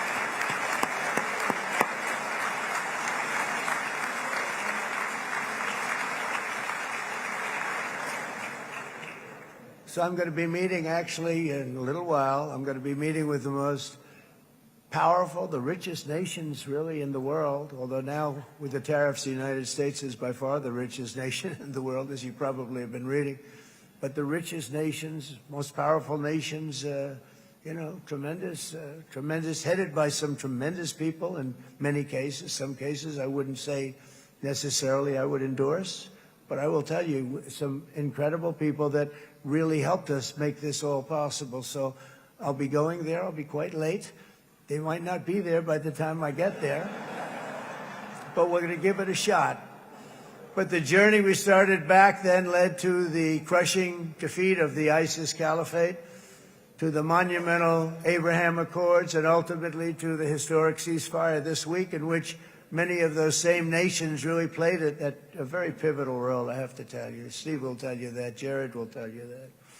Together we've shown that peace is not just a hope that we can dream about. It's a reality we can build upon day by day, person by person, and nation by nation. And because of that, the Middle East is finally ready to embrace its extraordinary potential. You have extraordinary potential in this region. It should now be clear to everyone throughout the region that decades of fomenting terrorism and extremism, jihadism and anti-Semitism have not worked. They haven't worked. They've been a disaster. They've just killed. They've killed. They've backfired completely and totally. They've just totally backfired. Everything that you thought, take it worst case, it's turned out to be worse than that. They have not worked. From Gaza to Iran, those bitter hatreds have delivered nothing but misery, suffering, failure, and death.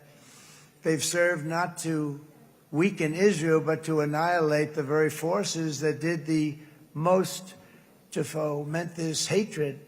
And it's really, I mean, everybody that's tried it has become irrelevant. Meanwhile, we've seen those nations that set aside their differences, reached across ancient divides, and pursued engagement are now among the most successful in the region. They're getting along with Israel, and they're doing great. And I can tell you the 4 nations that joined the Abraham Accords early on, and you'd all be doing me a favor, and I'm going to be saying this in a little while to some other friends, would love you all to, is this right, Jared? Join up in the Abraham Accords. We have to join up and get together. You can have that whole thing filled out. We had a very weak administration, worst president in the history of our country by far.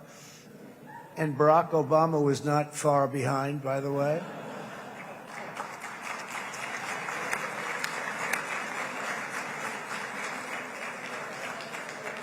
And they did nothing with this incredible document, the Abraham Accords, but now you can fill them up. Now you have peace, you have people that really like Israel. I'll tell you what, and they like Israel a lot more today than they did even 5 weeks ago. Like, you've made a lot of, you've come back. You've come back strong, because it was getting to be a little nasty out there in the world, and ultimately the world wins. You can't beat the world. Or I would say to Bibi, it's now time.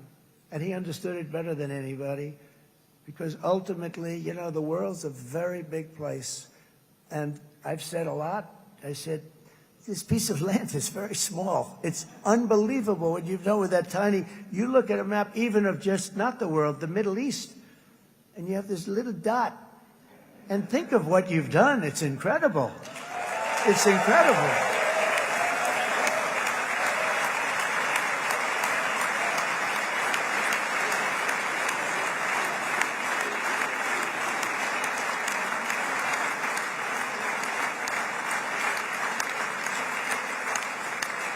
But the world is loving Israel again. And I said to Bibi, you know, the world is big and it's strong. And Ron, ultimately, the world wins. And we don't have to worry about that now. But there was getting to be a period of time over the last few months, you know, the world wanted peace and Israel wanted peace. Everybody did. Everybody did. And what a victory it's been, right? What a victory it's been. If you would have gone on for 3-4 more years, keep fighting, it was getting bad. It was getting heated. The timing of this is brilliant. And I said, Bibi, you're going to be remembered for this far more than if you kept this thing going, kill. It would be it would not be the same. And I just want to congratulate you for having the courage to say, that's it, we've won. And now let's enjoy our lives and let's rebuild Israel and make it stronger and bigger and better than it's ever been before. We're going to do that. Took a lot of guts. And the choice for Palestinians could not be more clear. This is their chance to turn forever from the path of terror and violence. It's been extreme, to exile the wicked forces of hate that are in their midst, and I think that's going to happen. I've met some people over the last couple of months that want to see it happen very much, and after tremendous pain and death and hardship, now is the time to concentrate on building their people up instead of trying to tear Israel down. We don't want that to happen again. And the total focus of Gazans must be on restoring the fundamentals of stability, safety, dignity, and economic development so they can finally have the better life that their children really do deserve after all these decades of horror. I intend to be a partner in this effort in the sense that we're going to help and we're going to do something that became unbelievably popular. Everybody wants to be on it. It's called the Board of Peace, okay? How about that? Is that a beautiful name? Like a board of peace.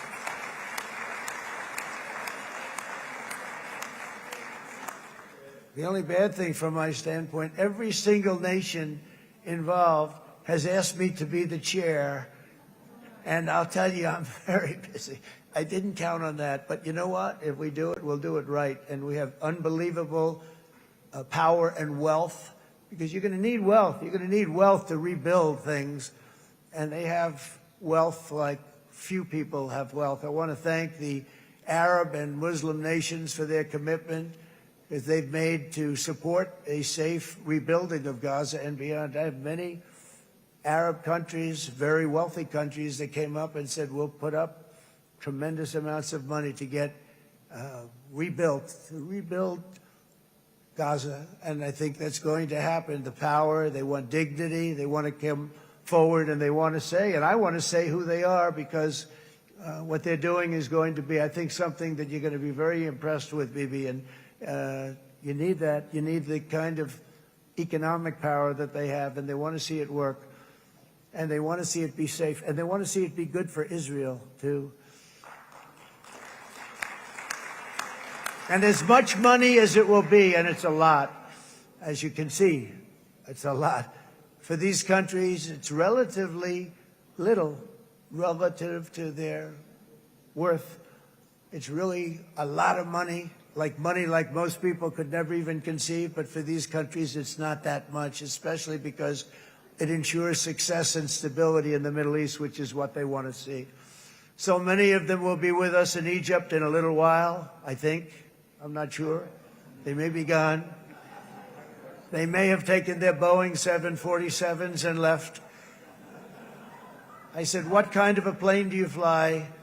747. I said, that's a large plane.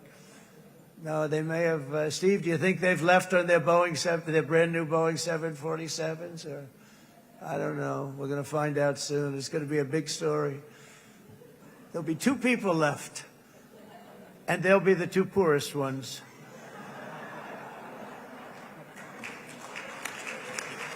But it will be the wealthiest and most powerful group of nations. So the group that we have assembled, that's waiting for us, is the wealthiest and most powerful group ever assembled at one time. There has never been a group like this. And they're only looking for good. They want good. They're going to do good. And as those commitments are made, I'm going to let the world know who's doing it, because they really deserve to get the credit. And some of them probably won't want the credit, but they deserve it. It's more obvious than ever that the productive and responsible nations of this region should not be enemies or adversaries. You should be partners and eventually even friends, and that's what's going to happen. I know it. Together you can stand against the forces of chaos. Yeah, you go ahead. That's an important point.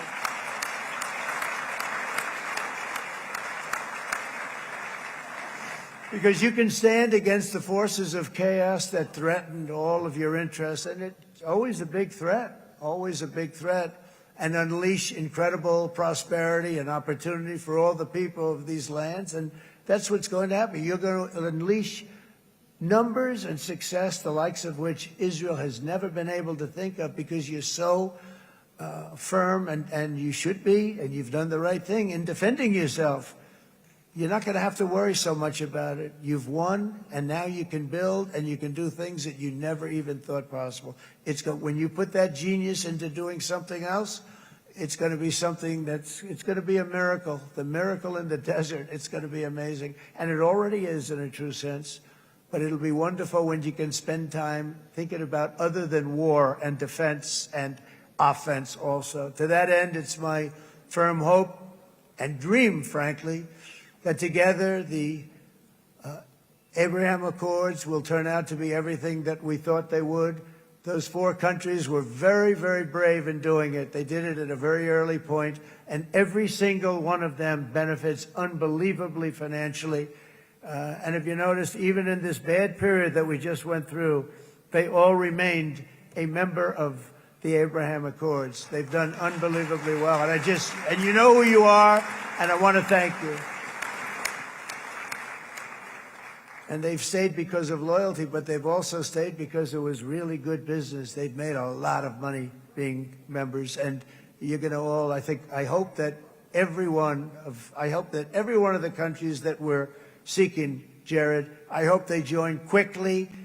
No games, no nothing. Just join, get it. It's going to be a great peacemaker.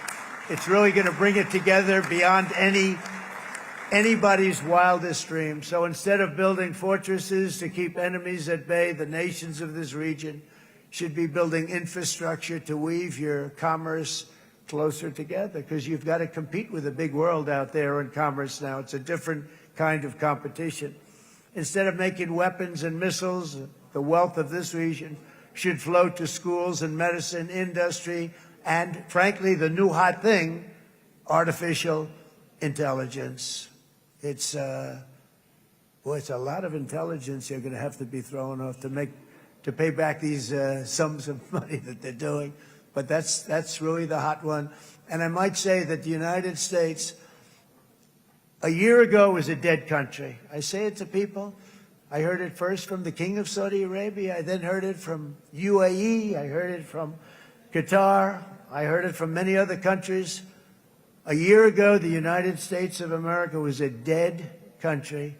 Now it's the hottest country anywhere in the world. It is the hottest. There's no question about it.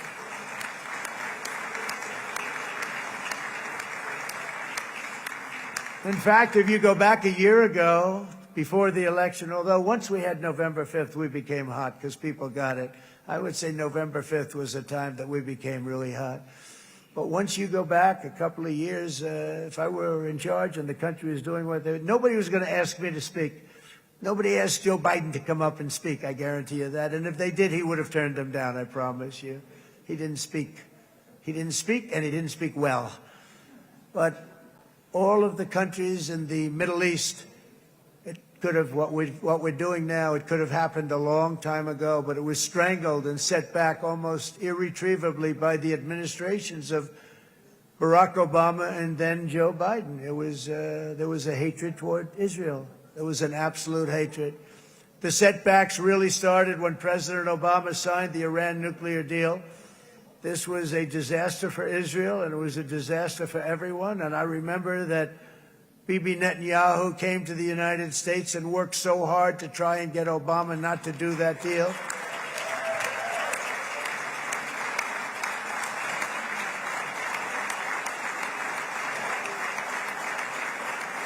He worked so hard.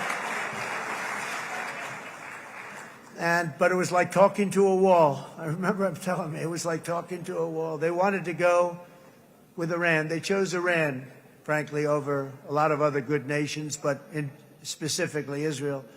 And that was the beginning of a very bad period of time. You had Obama go out, and the Iran nuclear deal turned out to be a disaster. And by the way, I terminated the Iran nuclear deal, and I was very proud to do it.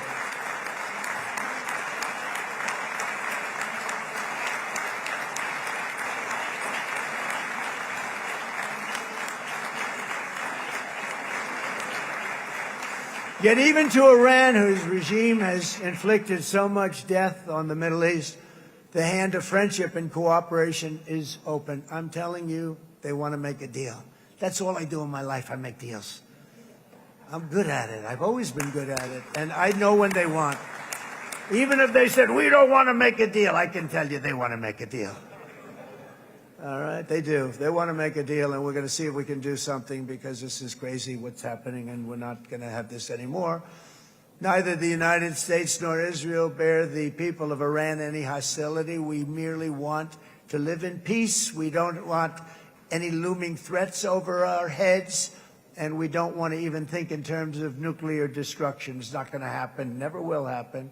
There's nothing that would do more good for this part of the world than for Iran's leaders to renounce terror, stop threatening their neighbors, quit funding their militant proxies, and finally recognize Israel's right to existence. They have to do that. They have to do that. And to Iran, and as you know, this is not said out of weakness. There's no weakness. But I'm going to say this, that we are ready when you are, and it will be the best decision that Iran has ever made. And it's going to happen. It's going to happen. And they're good people. I know a lot of Iranians in the United States. They're good people, smart, hardworking people. They don't want to see what's happened to their country. The story of fierce Israeli resolve and triumph since October 7th should be proof to the entire world that those who seek to destroy this nation are doomed to bitter failure. The state of Israel is strong, and it will live and thrive forever.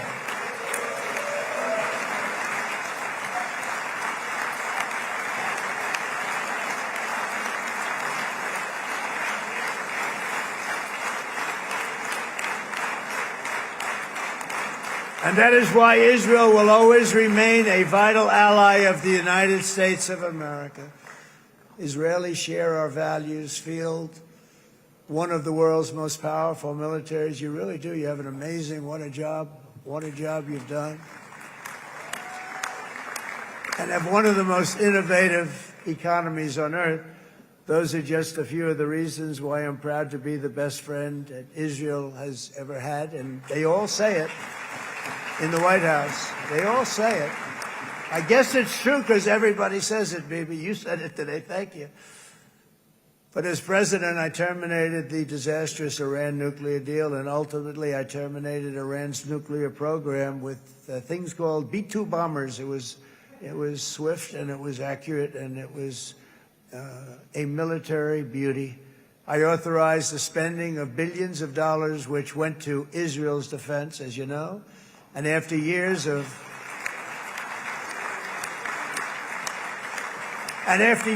broken promises from many other American presidents, you know that, they kept promising. I never understood it until I got there. There was a lot of pressure put on these presidents. It was put on me too, but I didn't yield to the pressure.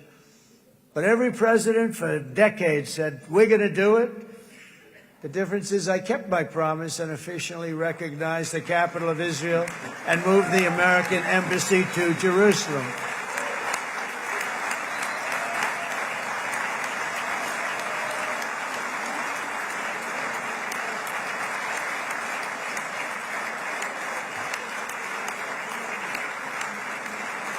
Isn't that right, Miriam? Look at Miriam. She's back there. Stand up, Miriam. Stand up.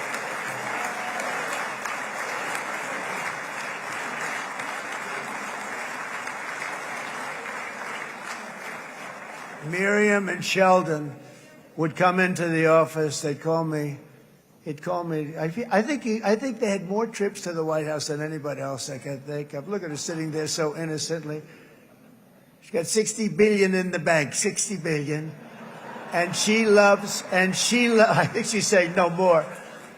And she loves Israel, but she loves it, and they would come in, and her husband was a very aggressive man, but I loved him. He was a very aggressive, very supportive of me. And he'd call up, can I come over and see you? I say, Sheldon, I'm the president of the United States. It doesn't work that way. He'd come in, we would do. But they were very responsible for so much, including getting me thinking about Golan Heights, which is probably one of the greatest things to ever happen to Israel.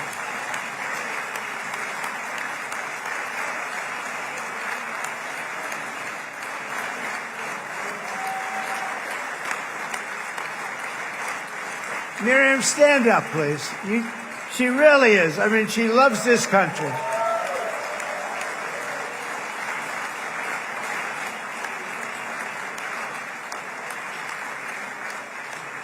She loves this country. Her and her husband are so incredible. We miss him so dearly.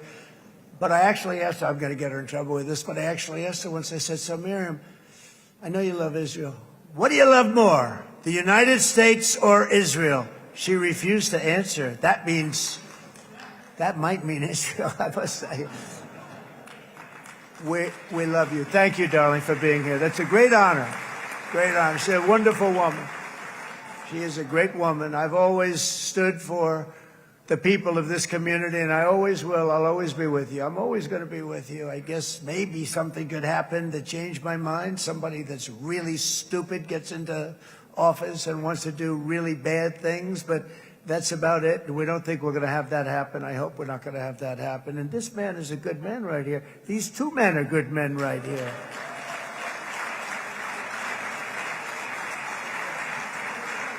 Hey, I have an idea. Mr. President, why don't you give him a pardon? Give him a pardon. Come on.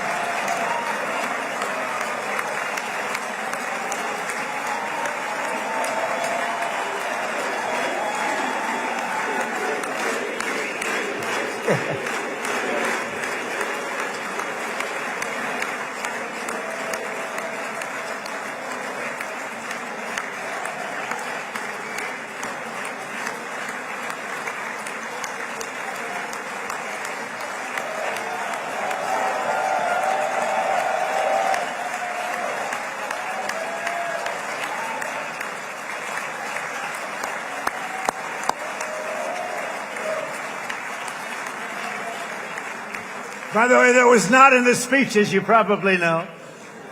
But I happen to like this gentleman right over here, and it just seems to make so much sense. You know, whether we like it or not, this has been one of the greatest wartime presidents. This has been one of the greatest wartime presidents. And cigars and champagne, who the hell cares about that?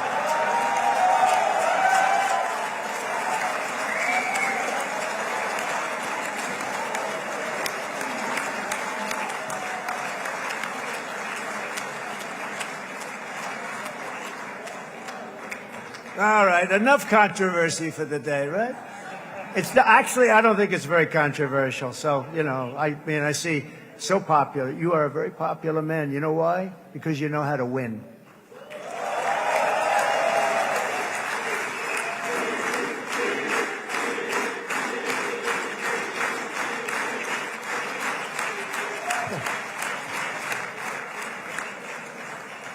Over the past 2 years, I've met many of the families of the Israelis taken hostage and those that were taken hostage. Unbelievable. I've looked into their eyes. I've seen the worst nightmares of their suffering, but I've also seen something else, the beautiful love of the people, the love of people, frankly, that hold things together, the love that gives you the courage to carry on through thousands of years of persecution and repression and to emerge with the heart of David. It's the heart of David. It's that love that's defeated the enemies of civilization, built this incredible country and this unbelievable economy, and forged one of the great democracies of the world. That is why it's a true honor to stand here today and address this assembly in your ancient and eternal now capital, Jerusalem. I'm proud to have helped in that regard. This city and this nation stand as living proof that a much brighter future for this entire region is truly within our grasp.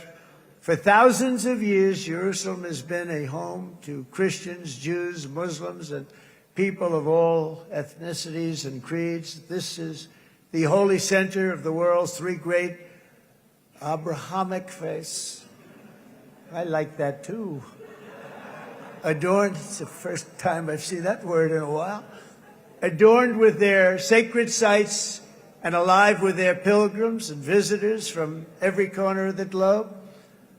But here between the Western Wall, the Temple Mount, and the hill called Calvary, people of every faith and background live, work, pray, serve, and raise their families side by side, and they do it with love. This example is just one of the modern miracles that Israel has given to the world.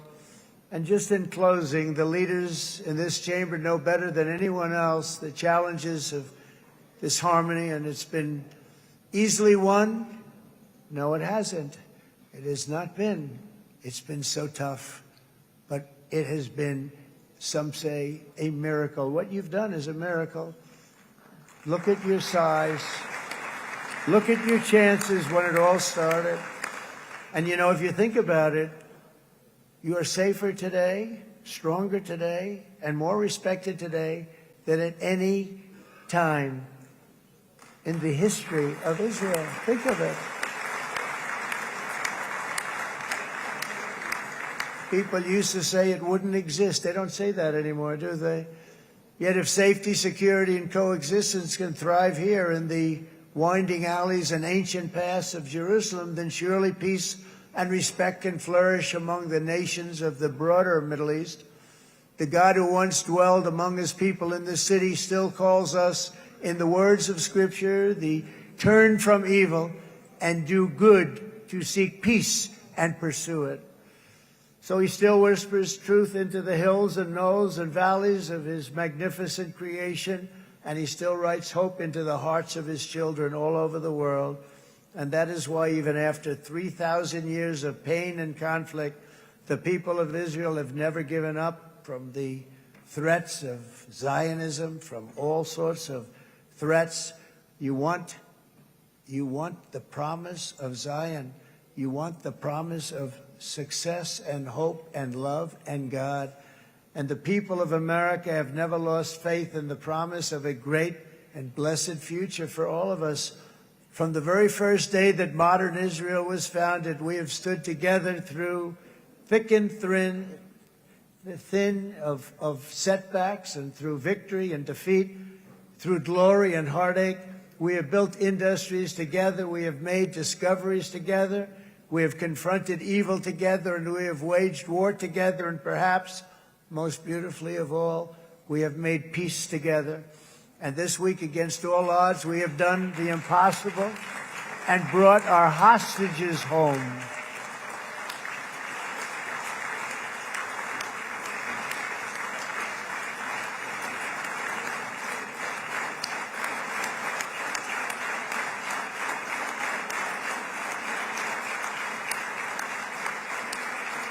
So now we're going to forge a future that is worthy of our heritage. We're going to build a legacy that all the people of this region can be proud of. New bonds of friendship, cooperation, and commerce will join Tel Aviv to Dubai, Haifa to Beirut, Jerusalem to Damascus, and from Israel to Egypt, from Saudi Arabia to Qatar, from India to Pakistan, from Indonesia to Iraq, from Syria to Bahrain, Turkey to Jordan, the United Arab Emirates to Oman, and Armenia to Azerbaijan, another war that I just settled. We are going to have hope, harmony, opportunity, and happiness here in the spiritual and geographic center of the entire world. That's what you are.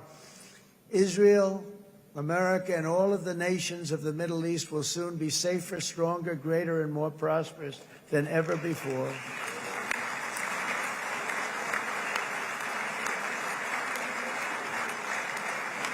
And I want to thank you all once again for this exceptional honor. This has been truly an honor. It's seldom that a president is invited to do this. And I love Israel. I'm with you all the way. You will be bigger, better, stronger, and more loving than ever before.